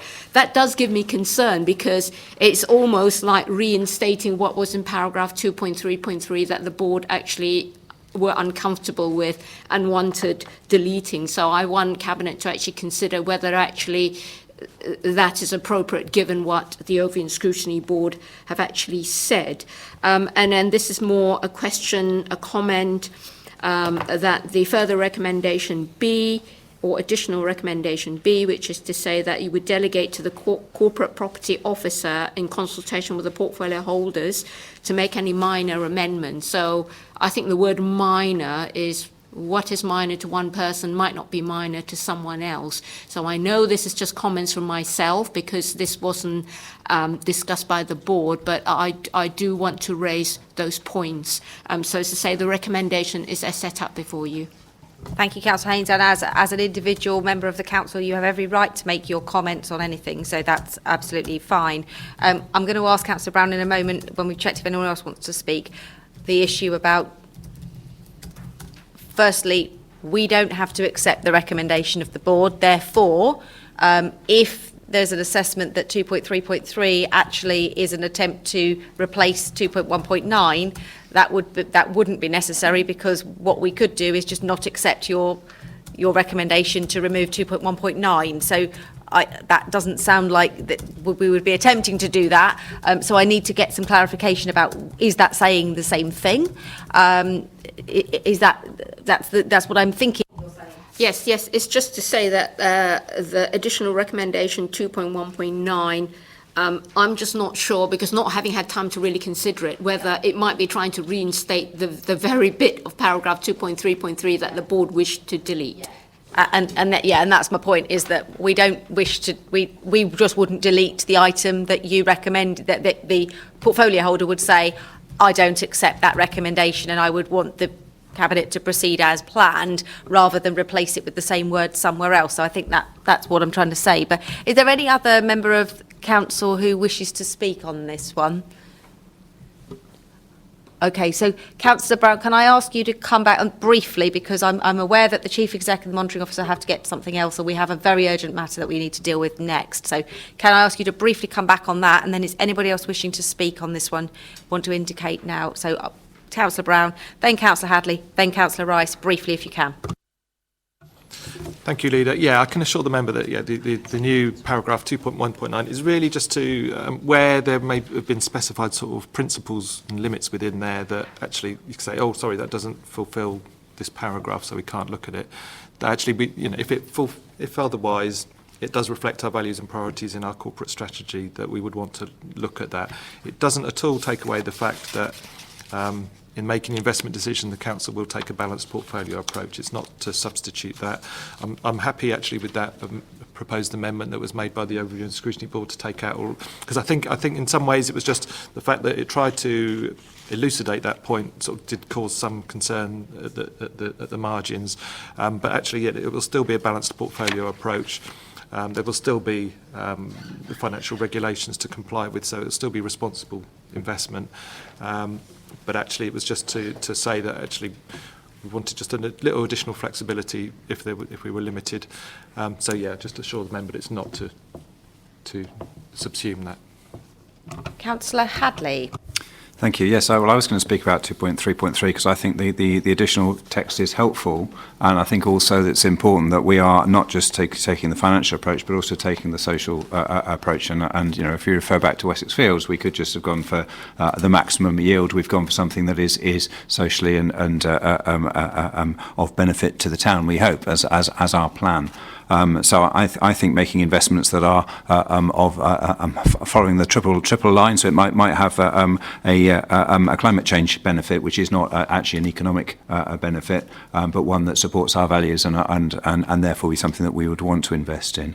So I actually find that additional text helpful. I'm not so sure about the high risk area. I think it's the first bit that I find useful rather than deleting it. Thank you. Councillor Rice. I was just in support of this, particularly the aspects of social economic benefits and the sustainable environment features. And actually my understanding is that going forwards, investments in climate change adaptation will be economically advantageous. So it goes hand in hand, really. Thank you. Anybody else wishing to? Councillor Debman. Yeah, sorry, Leader, I know you want to be brief. I just wanted to say that in 2.3.3, I regret that if it is going to be deleted, because I know that one of the other members said that it was utopian and idealistic. Well, that's exactly what we're supposed to be, idealistic. And I think that paragraph points that out, that this is a different council and it's different times. Thank you, Councillor Debman. I can see that going on Twitter. Utopian and idealistic council. I love it. Anybody else wishing to speak on this one? No? Okay.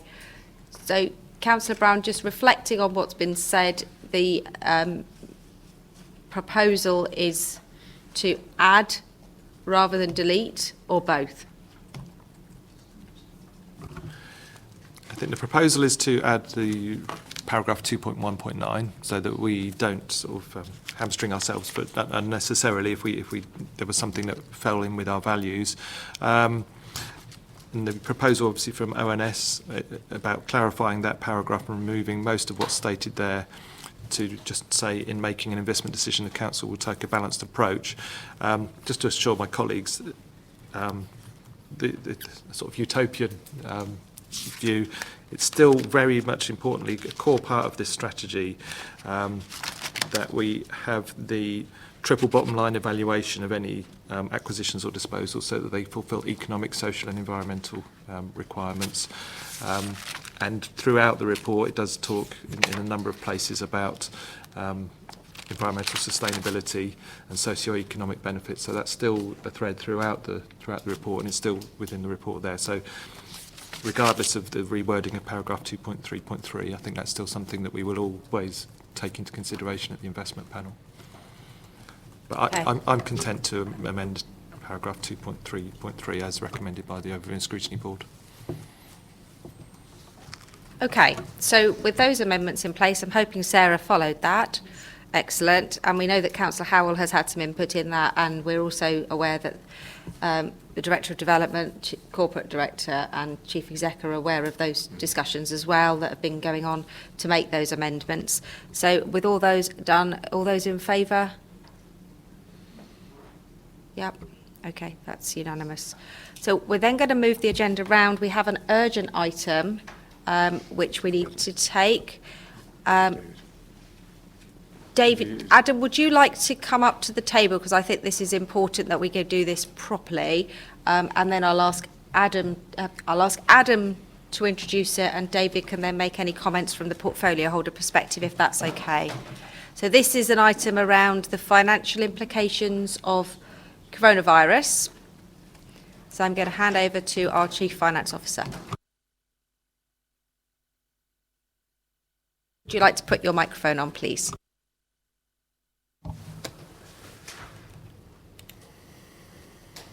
Just trying to find the report. I've got so many things open at this moment in time. Dear. Right.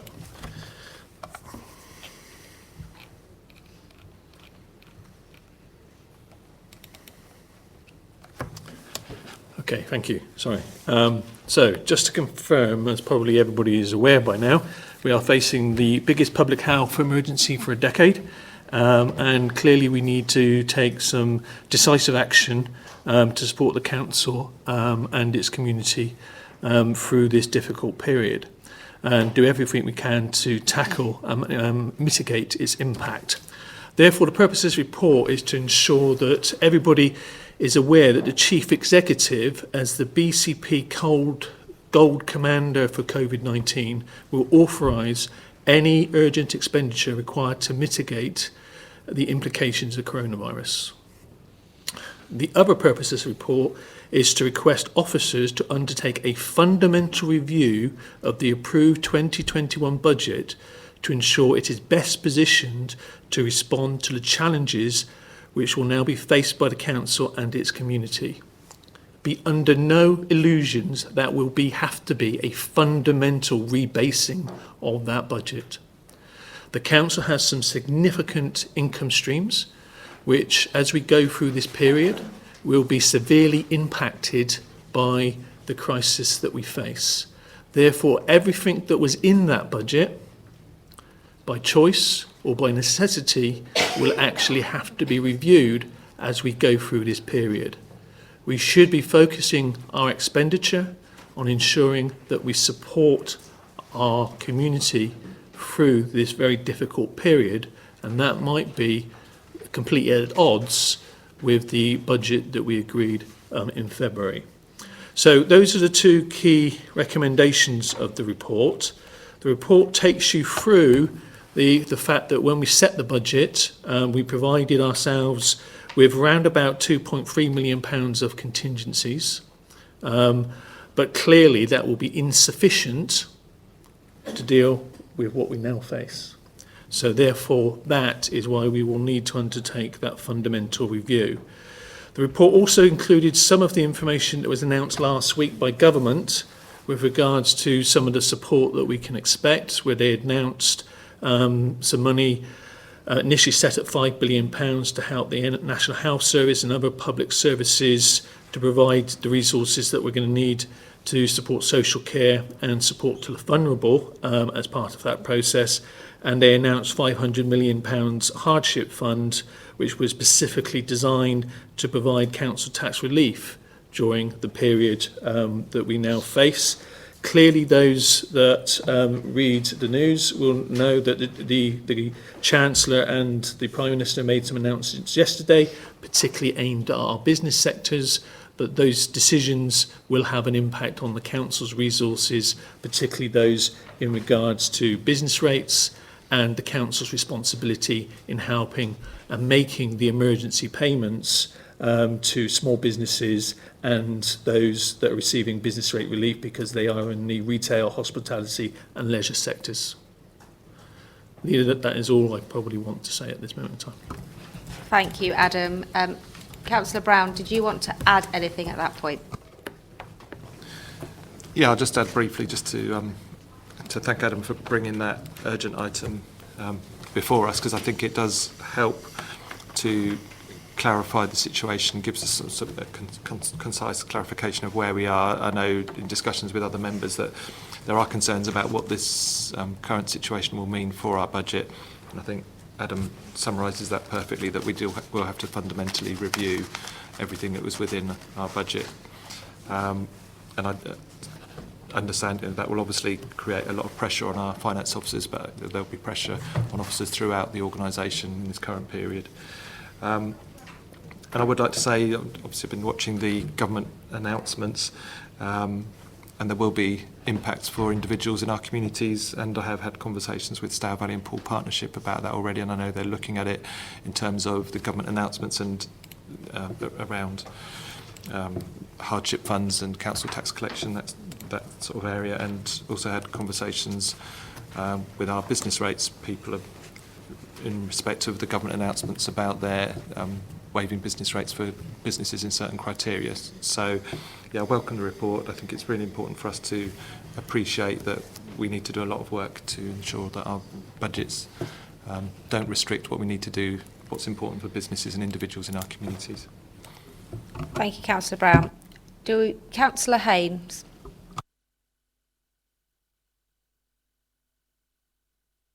Thank you, Madam Chair. It's just a few comments to say.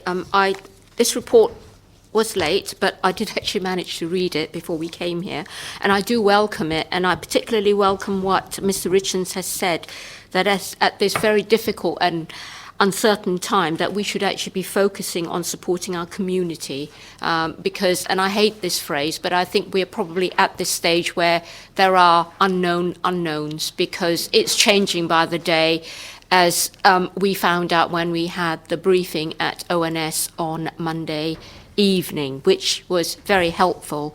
And I think that it's right that we need to review what the budget spend priorities are, and that depending on how things pan out, that we need to reprioritise. And what was said at the ONS board, which was that this is a difficult situation and that all of us as elected members have a role to play. So it's just to reiterate that, and I've spoken to my group leader about this, that we would be very happy to actually help in any way we can, because we know that resources are stretched, and by resources I mean manpower. So the door is open, and obviously if there's a conversation to be had and how we can help, then we would welcome that. Thank you, Madam Chair. Thank you, Councillor Haynes. Councillor Anderson, you wish to add something? I think my colleague has been fairly expansive on our views on this. I would just like to echo her comments and just to say that I have a couple of questions just to do with statutory issues and whether we've had any views from central government on whether there'll be any flexibility on some of our statutory relaxing some of our statutory requirements. I don't necessarily want to know what they are or anything. I was just wondering if we've heard anything on that. And the other point I think that's most important for our residents is the fact the government has talked about the money they're going to make available, which we talk in paragraph 7 about the emergency response fund, and particularly the paragraph B of that statement, that paragraph, which talks about the £500 hardship fund.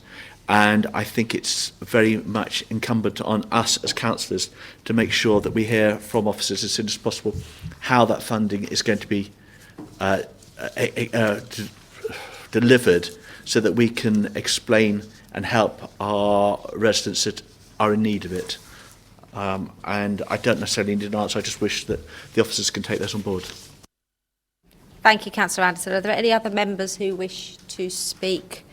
I'm then going to invite Tanya to update us on the emergency legislation that might offer some reassurance, and then I'm just going to cover a couple of bits that I think might be useful in relation to previous statements that have been made and plans that are happening, just to offer some reassurance to you and to give you a bit of feedback around what our role is going forward. Thank you, Leader. There is a briefing note and a link setting out on the Department of Health and Social Care website, actually, which I can circulate, that links into exactly what the emergency legislation is going to cover, and it does cover some of those statutory duties, particularly relating to social care. So there are proposals around relaxing, to a certain extent, some of the statutory requirements that local authorities have to the adult social care client group, but recognising the risks around that as well. So we'll see how that pans out, but there are proposals both within that legislation and then through guidance that's being issued by the General Registry Office, for example, and MHCLG, around how some of those statutory duties are then interpreted locally. So that will be changing on a day-to-day basis, and we'll be mindful of that when prioritising. But that link is available. I can circulate that. We can circulate that to members if that would help. Thank you. So just a couple of other updates that we have now seen the legislation around the rules on the requirement to have an annual council. We need to look at what those implications might be. There's a meeting this afternoon with myself, Tanya, Graham and Drew as the Councillor Mellor as leader of the opposition around what the impacts of those things might be over the coming weeks and months. So we'll be able to update on the options that are available then. Also legislation that will relax the requirement for in-person meetings of the council. We need to think about potentially what that means. Realistically, having 76 members on Skype is probably not an option, but it's whether we look at a pairing arrangement or a quorate arrangement in order to allow important decisions that have to be taken to go forward. So as soon as we have more information on that, we will share it widely. I will be issuing an every other day update from the councillor perspective. That will be coming out to all councillors and also to our 5 MPs. We're already in the process of drafting letters to the MPs about the sorts of support that we will be asking them to make on our behalf with government. A couple of other things I just wanted to raise around the statements that have been submitted today, and this is as much for the record as anything else, is that we absolutely recognise the additional needs that families with disabled children have. Whilst they're not separately listed, I think it's fair to say they come within the vulnerable group. I don't see any reason why they should have a separate list on there. If they're vulnerable and they would therefore be prioritised. Clearly the issues around children are slightly more nuanced. There has been a change to the guidance for schools in the last 24 hours around whether a child is marked absent with authorisation or without. I would recommend if people want to have a look at that, they can find that on the government website. That has changed in the last 24 hours. If people choose to keep their children at school, it will know out of school, it would now be marked as exceptional circumstances and authorised. That is not in our gift, that is government legislation. Around the homeless population, I've spoken today to our head of housing, who's confirmed that we're increasing the amount of outreach that we're doing. We're paying very careful attention to the needs of our homeless and rough sleeping population, making sure that we're able to assist them with getting the medication that they need so that they don't have to put themselves at risk. We're working really closely with public health on some individuals within that population, and I want to assure the public, because I've been getting messages from the public, what are we doing?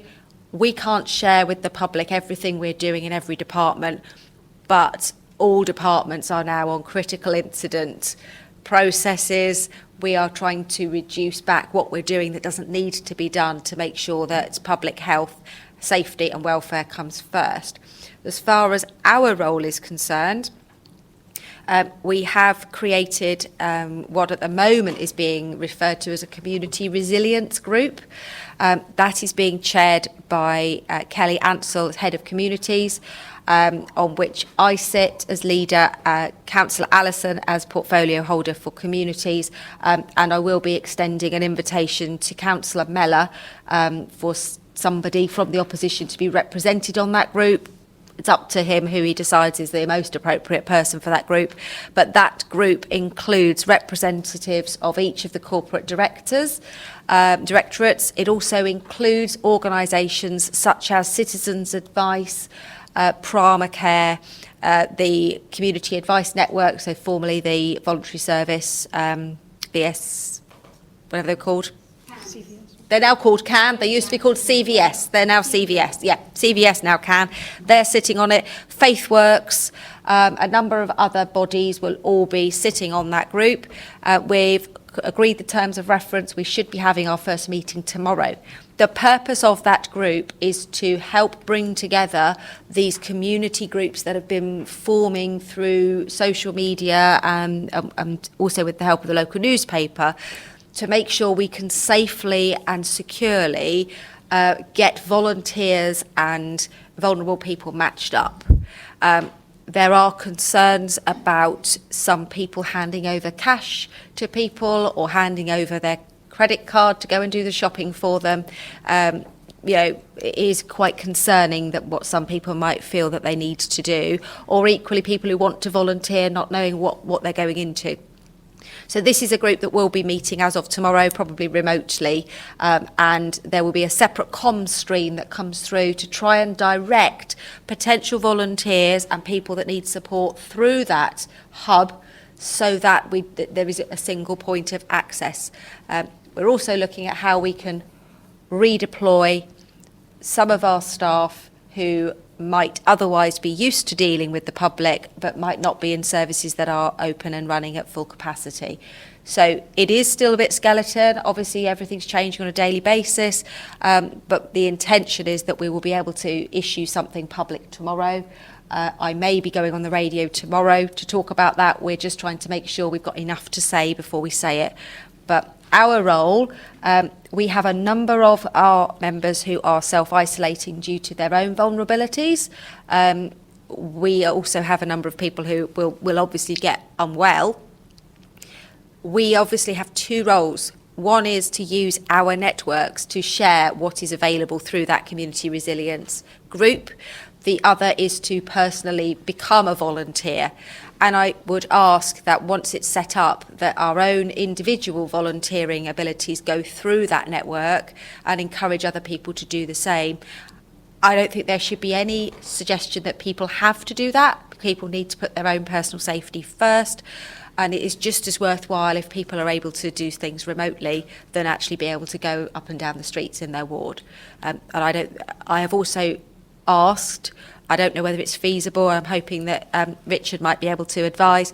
I would like to see whether from the new, from here, or if necessary from the new civic year, whether we can suspend the publication of attendance percentages to meetings, because I am concerned about the public perception that some people are not attending meetings when it isn't a true reflection of the circumstances. I don't know what the rules are around that, but I would like to put that out there, because I think that could play badly later on when everyone's forgotten why we were all out of action. So that is pretty much the update I have. I'm very happy if anyone wants to ask any questions, and I don't know whether Tanya wanted to comment on that. Just following on from that, the other issue is that sort of 6-month limit when members have to attend meetings, and clearly if members can't attend meetings because we're doing things in a different way and there's a kind of informal decision-making process that feeds into the formal that might be through offices. We don't know what the government's going to propose yet, or because members are ill or having to self-isolate for their own health reasons. And clearly those exemptions can be made and can be approved, and we'd need to look at how we do that, and we'll monitor that. So it's just to give that assurance really to members that there'd be no, we would be able to find a way around that legally. Thank you. Is there anybody that wishes to ask any questions or make any comments on that? Obviously, we do have a recommendation in front of us that we do need to vote on. If anybody wants to comment on Councillor Farquhar.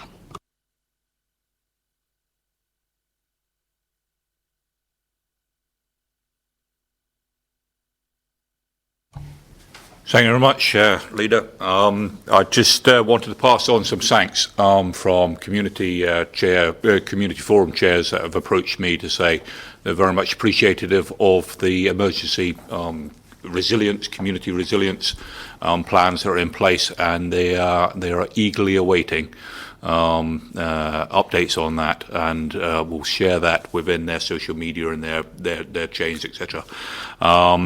Obviously, I'm sure the majority of councillors with family circumstances which allow them to would be most forthcoming in supporting those efforts. And even if they have to self-isolate then through their social media platforms, etc., and their other bits and pieces, I would urge them to have a coordinated effort, which is actually coming in under local authority. But I wanted to pass that thanks on from the community forum chairs that the BCP authority is dealing with this and capturing that urge for volunteers to actually help out their communities and their neighbours. And can I just add that I've been really reassured by the way that people are putting this in a cross-party way. As far as I'm concerned, politics don't apply to this. We're all in this together, and it's really good to hear that everybody is thinking we are just community leaders. That's it. That's our role. Okay, so if nobody else wishes to speak on this, Councillor Dedman, I'm so sorry. No, it's all right, Leader. I don't know. Thank you. I'm not sure what that meant, really. No, I wanted to thank you, Leader, for all that confirmation of what we're doing. And I think particularly the Community Resilience Group is absolutely essential, because we do need all the volunteers we can get in the communities. And there are loads in Highcliffe, and you're not quite sure where to send them, and you're not quite sure if they're all calling on one person, and then Mr. Jones down the road has got nobody. So I think this is essential work. We are leading this. And the other thing I wanted to say from the portfolio holder end is that all the staff in adult social care and health are working flat out, because it is a public health emergency. It really, really is. And beds need to be freed in hospitals to take people in when that occurs, and we're told it will occur. So we've gone from preserving services because of financial strains to preserving services full stop. And staffing levels obviously are going to drop as people go down with it, and hopefully the volunteers may be able to take some of that up.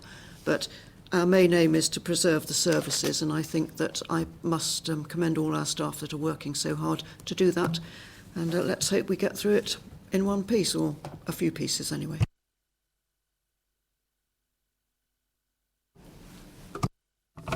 Thank you. Yeah, just a couple of comments. Yeah, I've been really pleased to see all the sort of community groups and volunteers sort of coming forward to sort of check on neighbours and make sure people have their sort of food and provisions while they're isolated. And are being looked after. I mean, and specifically one of the things that's come up which does concern me is around gas and electric prepayment meters, which I have myself, that people often only pay for a few weeks in advance or a month in advance, and the last thing we want is people's gas and electric stopping and they don't have any heating, hot water or lighting in their homes. So I think that's something very important for volunteers to be able to sort of be involved in, that make sure people can actually charge up their prepayment meters in that period. But coming back to the report that Adam's presented about the finance side of things, obviously the priority is people's health and well-being, but there will be a lot of concerns around people's sort of finances and incomes, and certainly the conversations I've had with people, that I think communications is going to be key around this. So it's important that we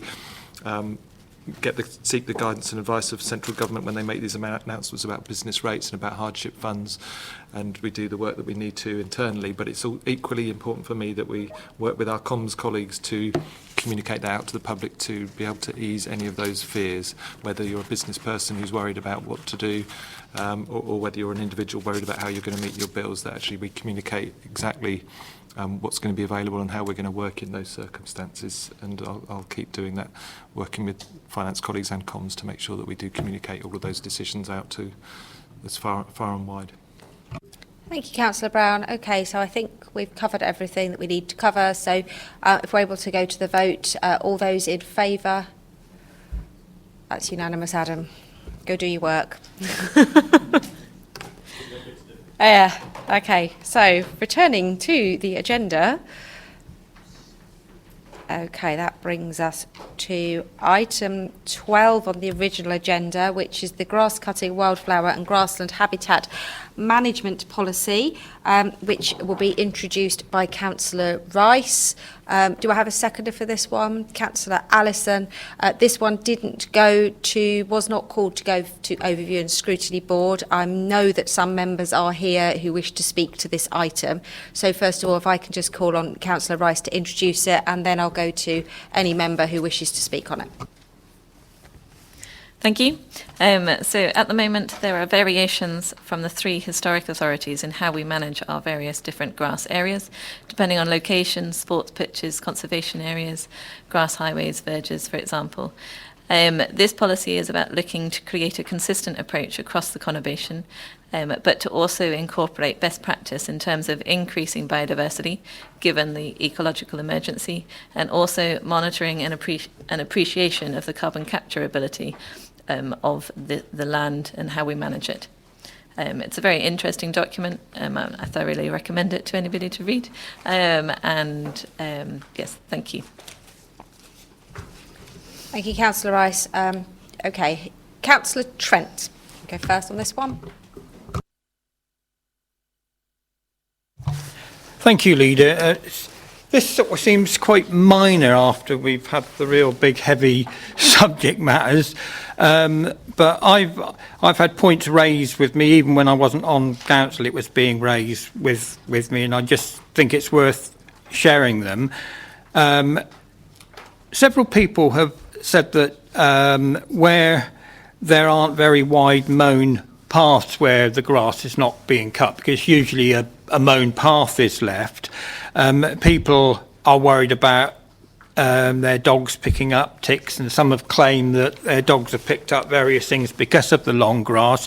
I don't know the facts on this, but I wonder whether that can be looked at, possibly having a wider mowed path within an area which is otherwise not being mown. And the other point that crops up over and over again is that on some sites where it's not mown, people complain that they don't see any flowers, and what's the point? This is just cost saving sort of thing. I'm a fierce defender of letting the grass grow and having sort of wild flowers in amongst it, but I think it's in the report somewhere, but I do think we actually need, and as members we can perhaps take a lead on this, is where there are areas that aren't cut, where there isn't any obvious flower growth coming up, that we have a programme of scattering yellow rattle seeds in the autumn. It has to be the autumn because they have to be attacked by frost during the winter to be able to germinate, to make sure that we don't have areas that have just got long grass and no flower. And finally, I would really like to say that where it is done properly, the results are fantastic. North of Wallace Down Road, I know this is a little bit more proactive because it's sown and it's dug and so on, but the flower display when you drive along Wallace Down Road is fantastic, and some of the verges are really good. And so it is possible to have long grass and flower growth, but it would be useful if we could do something just to sort of make sure it does happen, and that as members we can perhaps help by identifying areas that need that help. Thank you. I know yellow rattle is specifically mentioned and talked about in the report, so that is something that we can happily take on board and is already being done. Councillor Burton.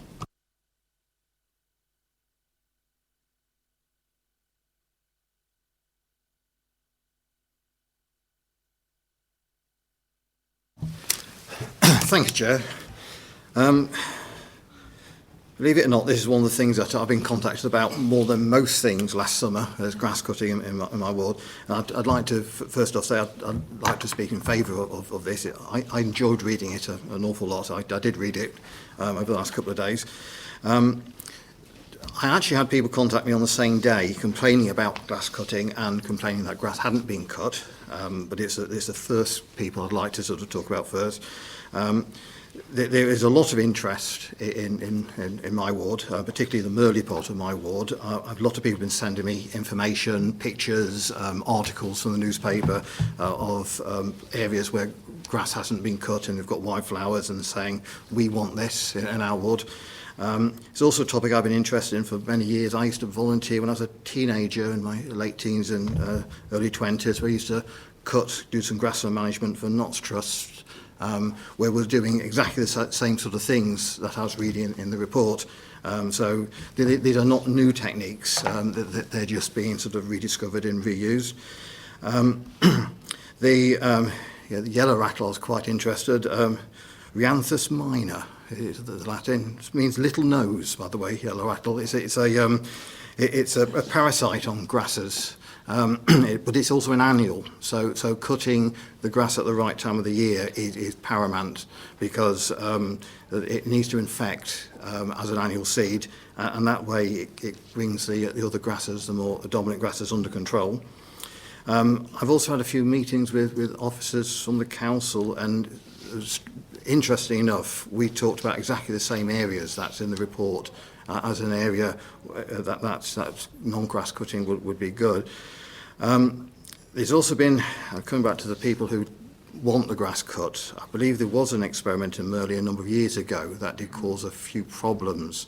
A lot of people complained, and I think what we need to do this time, and people I've talked to agree, is educating, trying to make sure that people realise it's not for cost saving this, showing them what can be achieved, and things like, I mean, ticks has just been mentioned. There is research recently from America, I believe, that says that longer grass doesn't actually make ticks more prevalent. That therefore finding the right information and sharing it with our residents, I think, will mean this will be very successful. Thank you very much. Thank you, Councillor Burton. Councillor Anderson. Thank you, Leader. Again, it's another report that I'm very much in favour of. I would add, just to some of the comments that have been previously made, that one of the issues with long grass is that we need to leave it to grow and to allow the seeds to set before the flowers are going to happen. This is one of the problems we've had with cutting grass short and maintaining it short. I would also ask that maybe there are places in the council that may need to have the grass cut short just to allow for sight lines. I don't necessarily know of any in particular, but I think we should just allow for them. Apart from that, I welcome it. I'm a very strong supporter of it, and I think this is going to help certainly with our ecological climate emergency.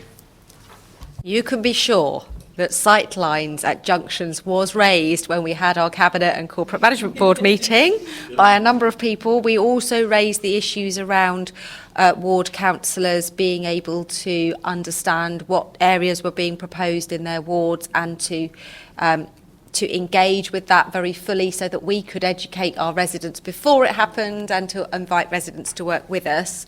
So there's quite a lot that will be done at officer level on those things as well. Thank you. Yeah, I never expected anything else from Councillor. Any other member wish? Councillor Butler.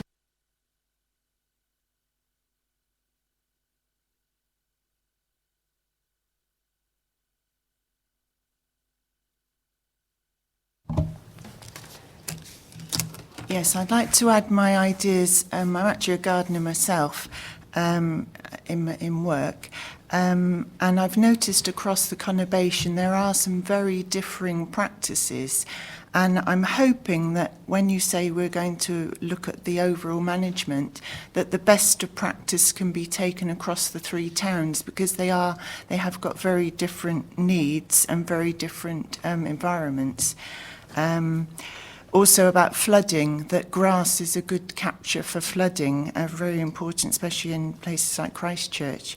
One problem that we have around my area is that the grass cuttings aren't collected as they're cut, so it leaves a thatch across the the verge, which isn't really very good. This can also blow off into the drains and block the drains. Wildflower patches are very good, like the one mentioned in Wallisdown Road, which I think myself is one of the best I've seen.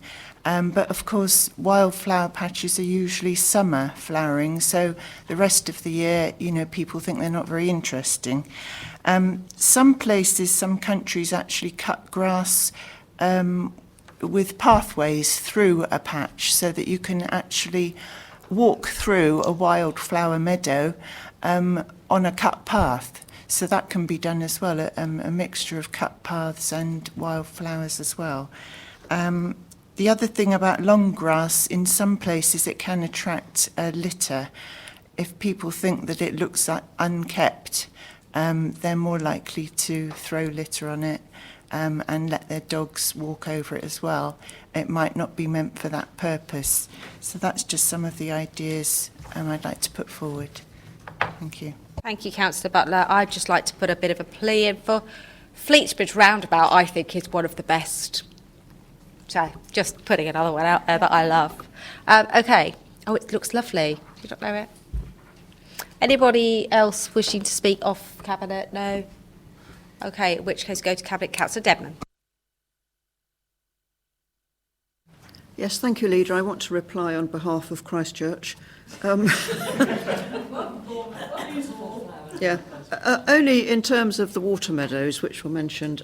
They are underwater at the moment, but yes, that's exactly what they're for. The grass absorbs everything. And also the comment on paths through the rough grass. I always think that's like men with a goatee beard. Oh no, nobody's got one round the table. You know, where you shave a bit of it and you leave the rest. But I take the point.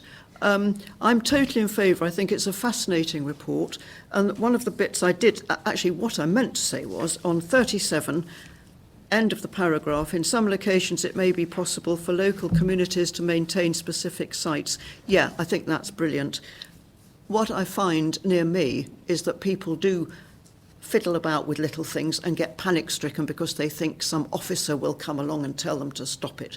And I think if we had a better regime of, if the path is getting overgrown and it's weedy, for heaven's sake, do it yourself.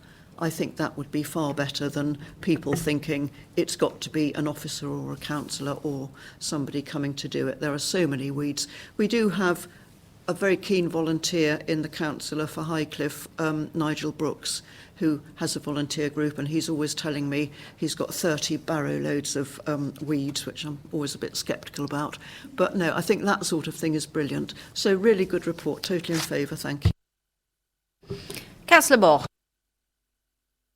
Yes, thank you, Leader. Well, I know from experience that grass cutting and grass management, it's very, very emotive in Canforteith. And it's largely because we've got great swathes of open space running right through and adjacent to residential areas.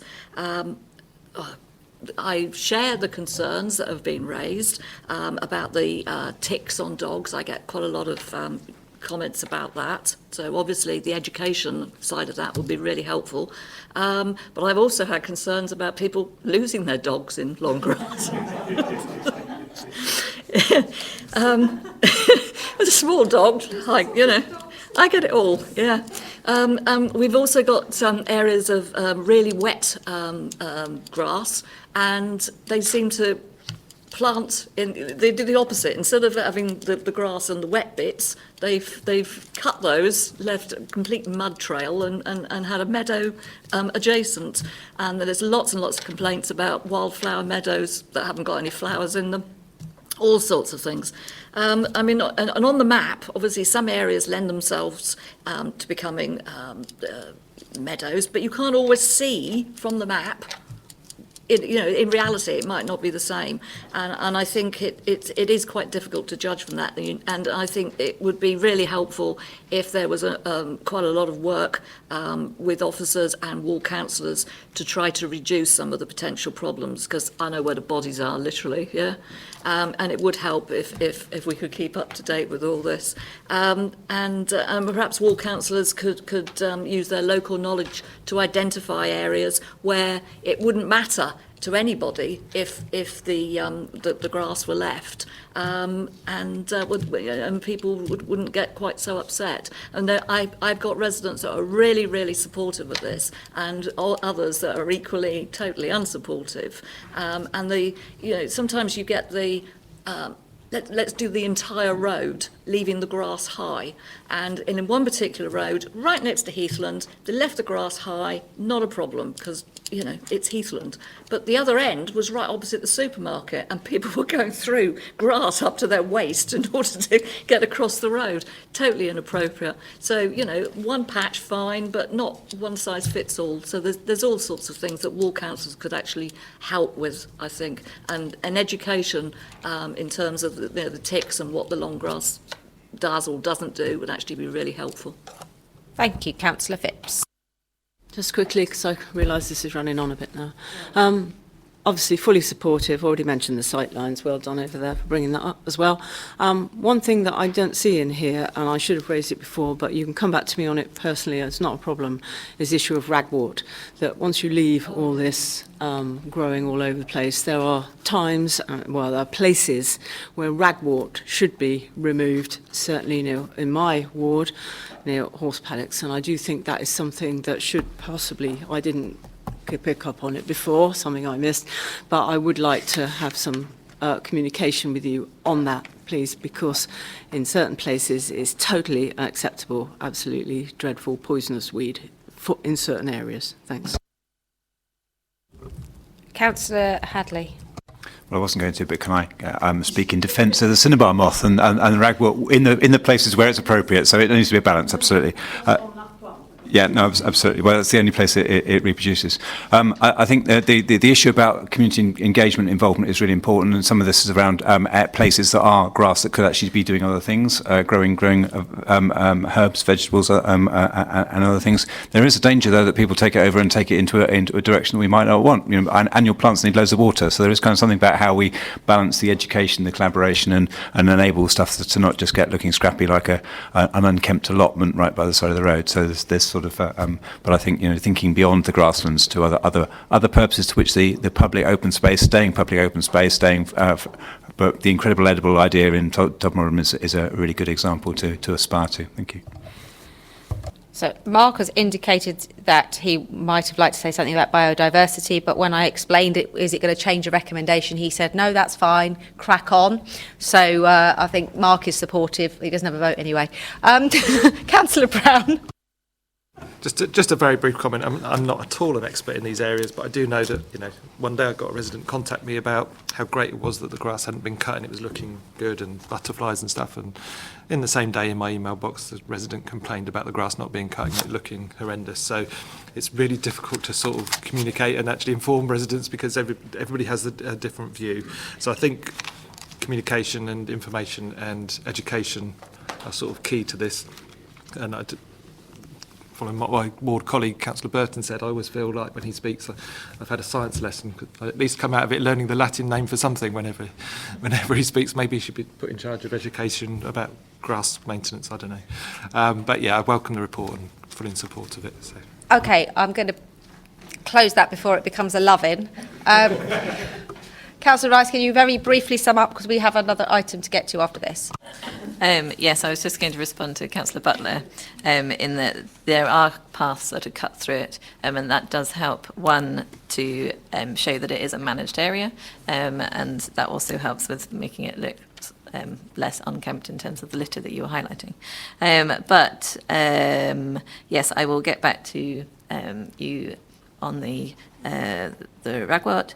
And the other thing I was going to say is that so just over the last week, I've been in about 3 different meetings where the fact that we can measure increases in biodiversity through this work very quickly, within a year or two, within an insect's life cycle, you can start to measure an increase, which is very different from the carbon footprint work that we're having to do in terms of you can't actually see it.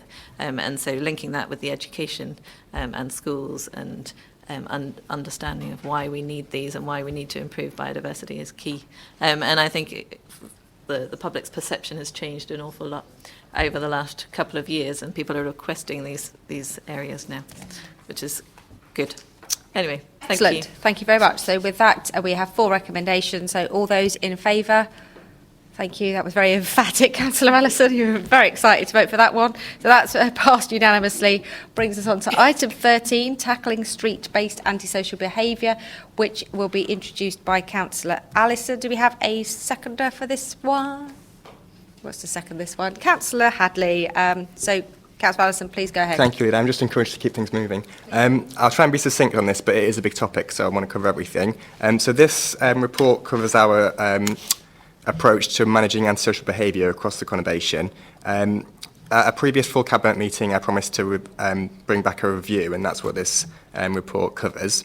So as part of that review, it's been decided that the most effective way we can continue to deal with ASB and to harmonise our approach is that we would have 3 additional CSIS officers for Poole and 1 additional for Bournemouth, and that in addition to that we would review the terms of the PSPO in Poole with a specific goal to remove restrictions C, D, E and, B, C, D, E. At this point I think I'd like to come back to the statement you had earlier from Sarah Ward. So she stated in her statement that the review of the PSPO was a result of the High Court legal challenge that's gone on, and that's not true, and I just want to make that very clear at this point, that we were having conversations about reviewing the terms of that PSPO well in advance of receiving the High Court appeal. I think it's important to remember here that ASB is not really a standalone issue that we need to be dealing with. You mentioned it really in the cultural aspect of on the agenda, that ASB is a systemic, it's a symptom of wider community issues that need to be dealt with. So in addition to this enforcement and support that's going on, there's lots of other work in lots of other departments that goes on to reduce and to help other people with the goal of challenging antisocial behaviour. With that, I'm pretty happy to make the recommendations. Thank you very much. Councillor Haynes.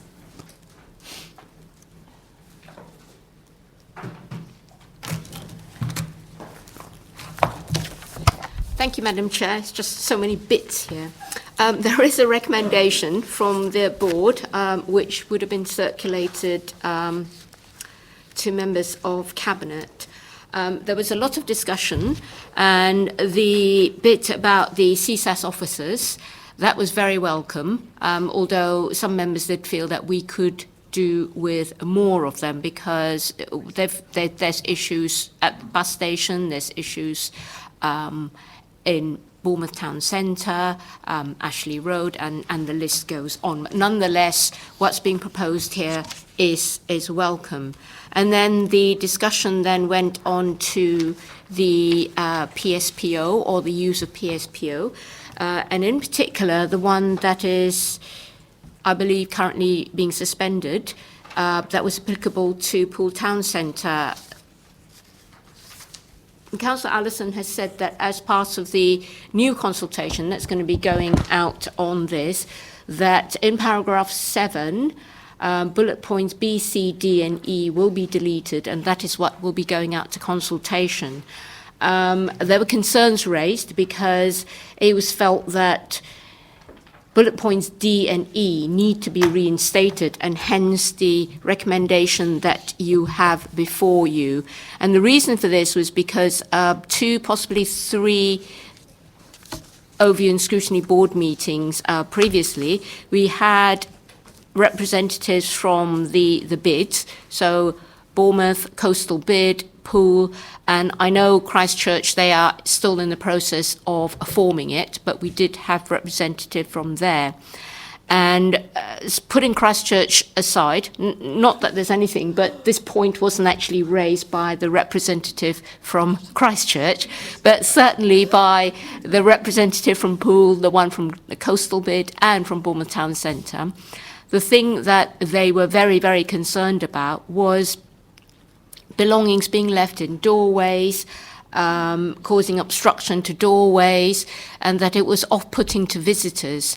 And so as a response to that, by a majority, and when I say by a majority, it was quite a significant majority, it was agreed that this was the recommendation that the board wanted to put forward to Cabinet, that bullet points D and E be reinstated on the understanding that this is actually going to go out to consultation anyway. So if members of the public or respondees to the consultation feel that it is inappropriate, then they would actually speak up at that point. But in terms of the CSAS officers, that's very welcome. So the recommendation from the Ovian Scrutiny Board is as set out there that I think in paragraph 25 it says that there will be the removal of bullet points B, C, D and E, but we want to amend it to say that bullet point B and C will be removed and A, D, E, F and G remain for consultation. Thank you. Thank you, Councillor Haynes. Any other members of the council wishing to speak? Councillor Trent and then Councillor Farquhar. Yes, Leader. It was a thought that actually cropped up during the last speaker's bit. One of the concerns is when you've actually got someone who's down and out and sleeping rough, they've often got a very few possessions, tents and things like that. And we've heard over the years where someone picks up these possessions and destroys them and things like that. This is completely off the cuff really, but I'm actually wondering whether we could help in a situation like that by providing lockers for these people so that we can actually be able to store these things safely, because these people are desperate. We've got to remember that, you know, there's a human being behind all these problems. It's not just an antisocial nuisance. You may get some aggressive beggars amongst it and things like that.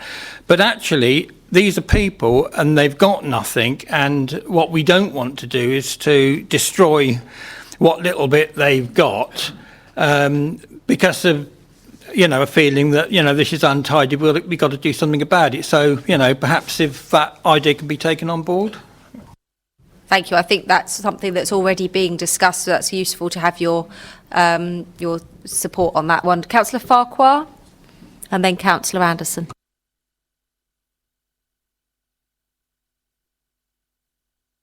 Thank you very much, Chair. I very much welcome this report. I very much welcome Councillor Allison's way of describing it. Is to address a symptom of a much wider systemic problem. Consequently, that didn't come out in the ONS board as regards the systemicness of it. It was more, to my opinion, to address the problem and as if everything will then be squared away. Previous speakers have spoken about the bid teams. The bid teams were somewhat unhelpful, shall we say, for the wider issues that are being addressed here. The principle of the ONS discussion was based upon the feeling of the success of public space protection orders as opposed to the evidence which Councillor Allison brought out as regards the situation for addressing rough sleeping but, shall we say, aggressive begging. The point which was raised, which was perhaps missed and was latched onto by the press following the bids presentation to a previous ONS board, is that we need to present the figures in a clinical way as opposed to an emotional way, because the bids presentations were very much an emotional reaction as opposed to a realistic reaction to the symptom of a systemic problem. So it's a case of I would urge the cabinet here to put forward the report as it is, let it go out to the public, but ensure there's a very, very clear communication plan with social media, with the press, etc., as regards that the public space protection order is only one part of the toolbox to actually address the issue. And in this particular case, it can be used in such a way that it hits the very most vulnerable in our society. And I'd far rather that the intentions of the CSAS were brought to the table, and the other third-party organisations that actually help with the actual problem itself. I think we've got an opportunity here to communicate quite clearly as regards what the public are consulting on, as opposed to allowing, shall we say, the press or somewhere else to hijack it for their own particular agenda. Thank So you, that's Councillor what I wanted to Farquhar. say. Councillor Anderson, and then I'm going to call Councillor Le Poitevin. Thank you, Leader.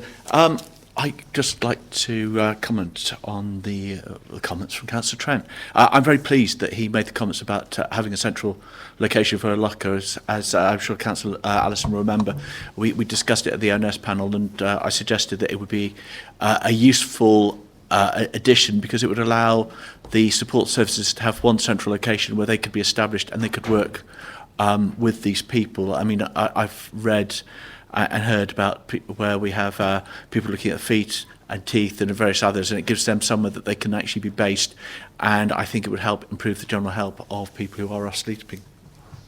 Thanks, Councillor Anderson. Councillor Poitevin. Thank you, Leader. I want to speak on the same theme. I can remember at a pool council meeting 2 or 3 years ago, possibly, you and I both speaking very much in support of the idea of having lockers. And the thought occurs to me, with the new hub that is being developed at the former Hill Street Baptist Church. Unfortunately, of course, their open day on Sunday, which I was planning to go to, was cancelled, so I haven't got much information about it. But that seems to me that could be a possible location for the provision of these lockers. It may be something they've got in mind already, I have no idea. But it's certainly something to work on with them, I would hope. I think that's certainly something Councillor Allison could take back to Roots, isn't it? Any other members wishing to speak? Okay, I just want to clarify a couple of things. I was going to ask, when Tanya comes back in, I would ask her a technical question. Just to clarify, the PSPO was due to be reviewed in April 2021 anyway. So whatever had happened or not happened, we would have had to go to a review, and that we aren't able to vary it without going to consultation because of the way it was brought in. So this has to go in this route. The other comment I want to make is around this significant majority on Overview and Scrutiny Board. It went exactly down lines. No member of the administration voted for this. We have members of the administration who were self-isolating, and therefore we were depleted in numbers at the last minute, so it wouldn't have looked quite so bad had those people been able to get last minute replacements. So but the other item I wanted to ask, which Richard, you will probably know the answer to this because it is a legally type technical question. With a traffic regulation order, Tanya's back. Okay. With a traffic regulation order, you can consult on a broad thing and bring it in. So you can end up doing less than the traffic regulation order allowed. So you might put in for double yellow lines along 3 miles of road and end up putting it along 1 mile of road. Would it be the same on a public consultation on 5 items, that if the public came back and said we like items 1, 2 and 3 and not 4 and 5, you can then only go ahead with 1, 2 and 3, but if you only ever consult on 1, 2 and 3, you can't later add 4 and 5? Which would suggest to me that it's sensible to go out to consultation on the broader, and if the public tell us they don't like 2 or 3 of those items, and that of course will include members of the council who are able to put into the consultation themselves, then it will come back for a decision, and that decision could be made based upon partial procedure. Does that no, okay. Did you understand what I was saying then? Not entirely. So we have a paper. You can amend it down, you mean? So you have a paper going to consultation on 5 items, A, B, C, D and E. Yeah. If consultation then says we don't like A, B and C, you can just do D and E. But if you only ever consulted on A, B and C, you can't add D and E later. Correct. So therefore, whilst you take on board that certain items should be removed, the appropriate time might be after consultation rather than before consultation. So that would be my view on the amendment. Okay, thank you. So, anyone on Cabinet wish to discuss or debate this item or go with the recommendations as tabled? Councillor Moore.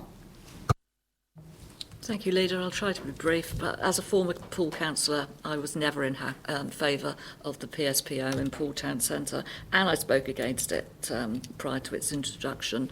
But I have to say I appreciate that this order does seem to have been used quite carefully, and objectors' worst fears, like mine, were not actually realised. Having said all that, I do welcome the introduction of the CSAS officers in Poole from April. I also support the idea of providing lockers. And what I also liked in the paper was the suggestion of looking at contactless giving as a means whereby the public can donate to homeless charities, because many people want to help, but sometimes by giving money directly, they're actually making the situation worse. And I think education on this might be really, really helpful. Thank you. Thank you, Councillor Moore. Anyone else, or are we happy to go to the recommendations? So if we go back to Councillor Allison about whether he wants to accept the recommendation of the ONS or continue as is. Yeah, so I agree exactly what you were saying there about consultations. I feel like if we're going out and we're considering this PSPO, it's more beneficial for us to consider all of the different clauses. And the 4 clauses that have been chosen have been specifically picked from this list because they're the ones that we feel might have an impact or might lead to having a larger impact on those people who are more vulnerable in our society. In addition, I just want to come back on the point with the lockers. So there is work ongoing at the moment to try and find a solution where people can have those kind of lockers, so there's a safe space for them to store their belongings. I also want to point out as well that the clauses that ONS had issue with here, all the members of ONS had, lots of these issues, the unattended personal belongings and the causing obstruction in the doorways, can be dealt with by regular ASB officers anyway. So it isn't as if those issues are going to increase or get any worse as a result of removing this clause, in my opinion. Thank you.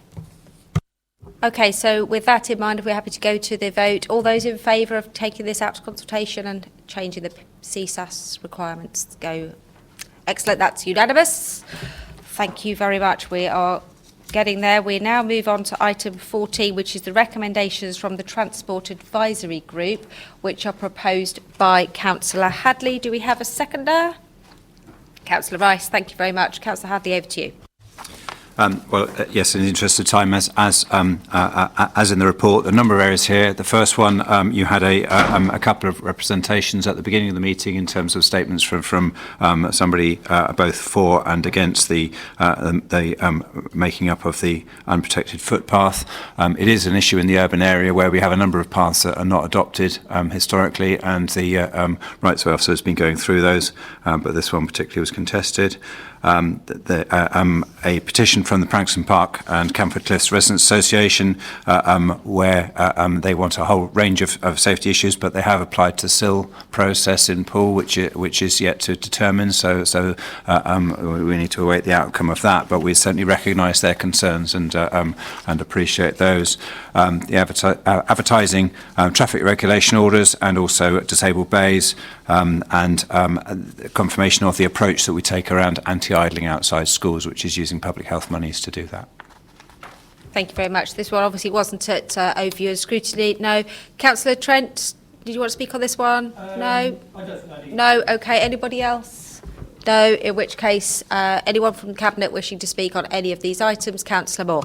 Yeah, could I just put in a request that the idling outside schools, could I be kept up to date with what you're proposing and everything else? Because, I know I like reading tag papers, but sometimes it would be helpful if I knew, which bit to look at. Thank you. Thank you very much. Okay, if there's no further discussion on that, obviously it is worth mentioning these items have already been through discussion and debate at the Transport Advisory Group, so it's not that we're waving these through, they have already gone through that stage. So all those in favour as per the recommendations? Okay, that's carried unanimously. Okay, the final item on the agenda is confidential, so I believe I have to read out a statement. I'm trying to find the statement. Is it on page 3?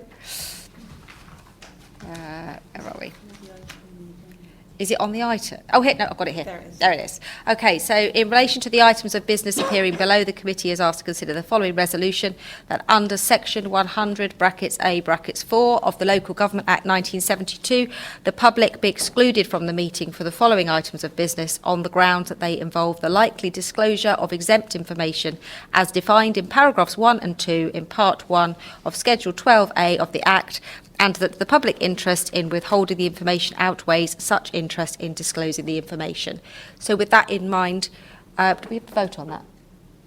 Yes, so are we all content that that's the way forward? Yes, so I now need to ask any members of the public and press to please leave the meeting. This is the final item on the agenda, so there is no point coming back. To see you anyway. I say that.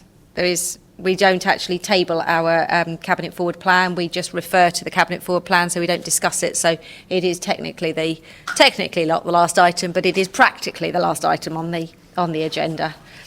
Thank you for sitting through 3 hours or so of meeting. Okay, so that brings us on to the last item, which is the curbside recycling collection service in Bournemouth, which is going to be presented by Councillor Rice.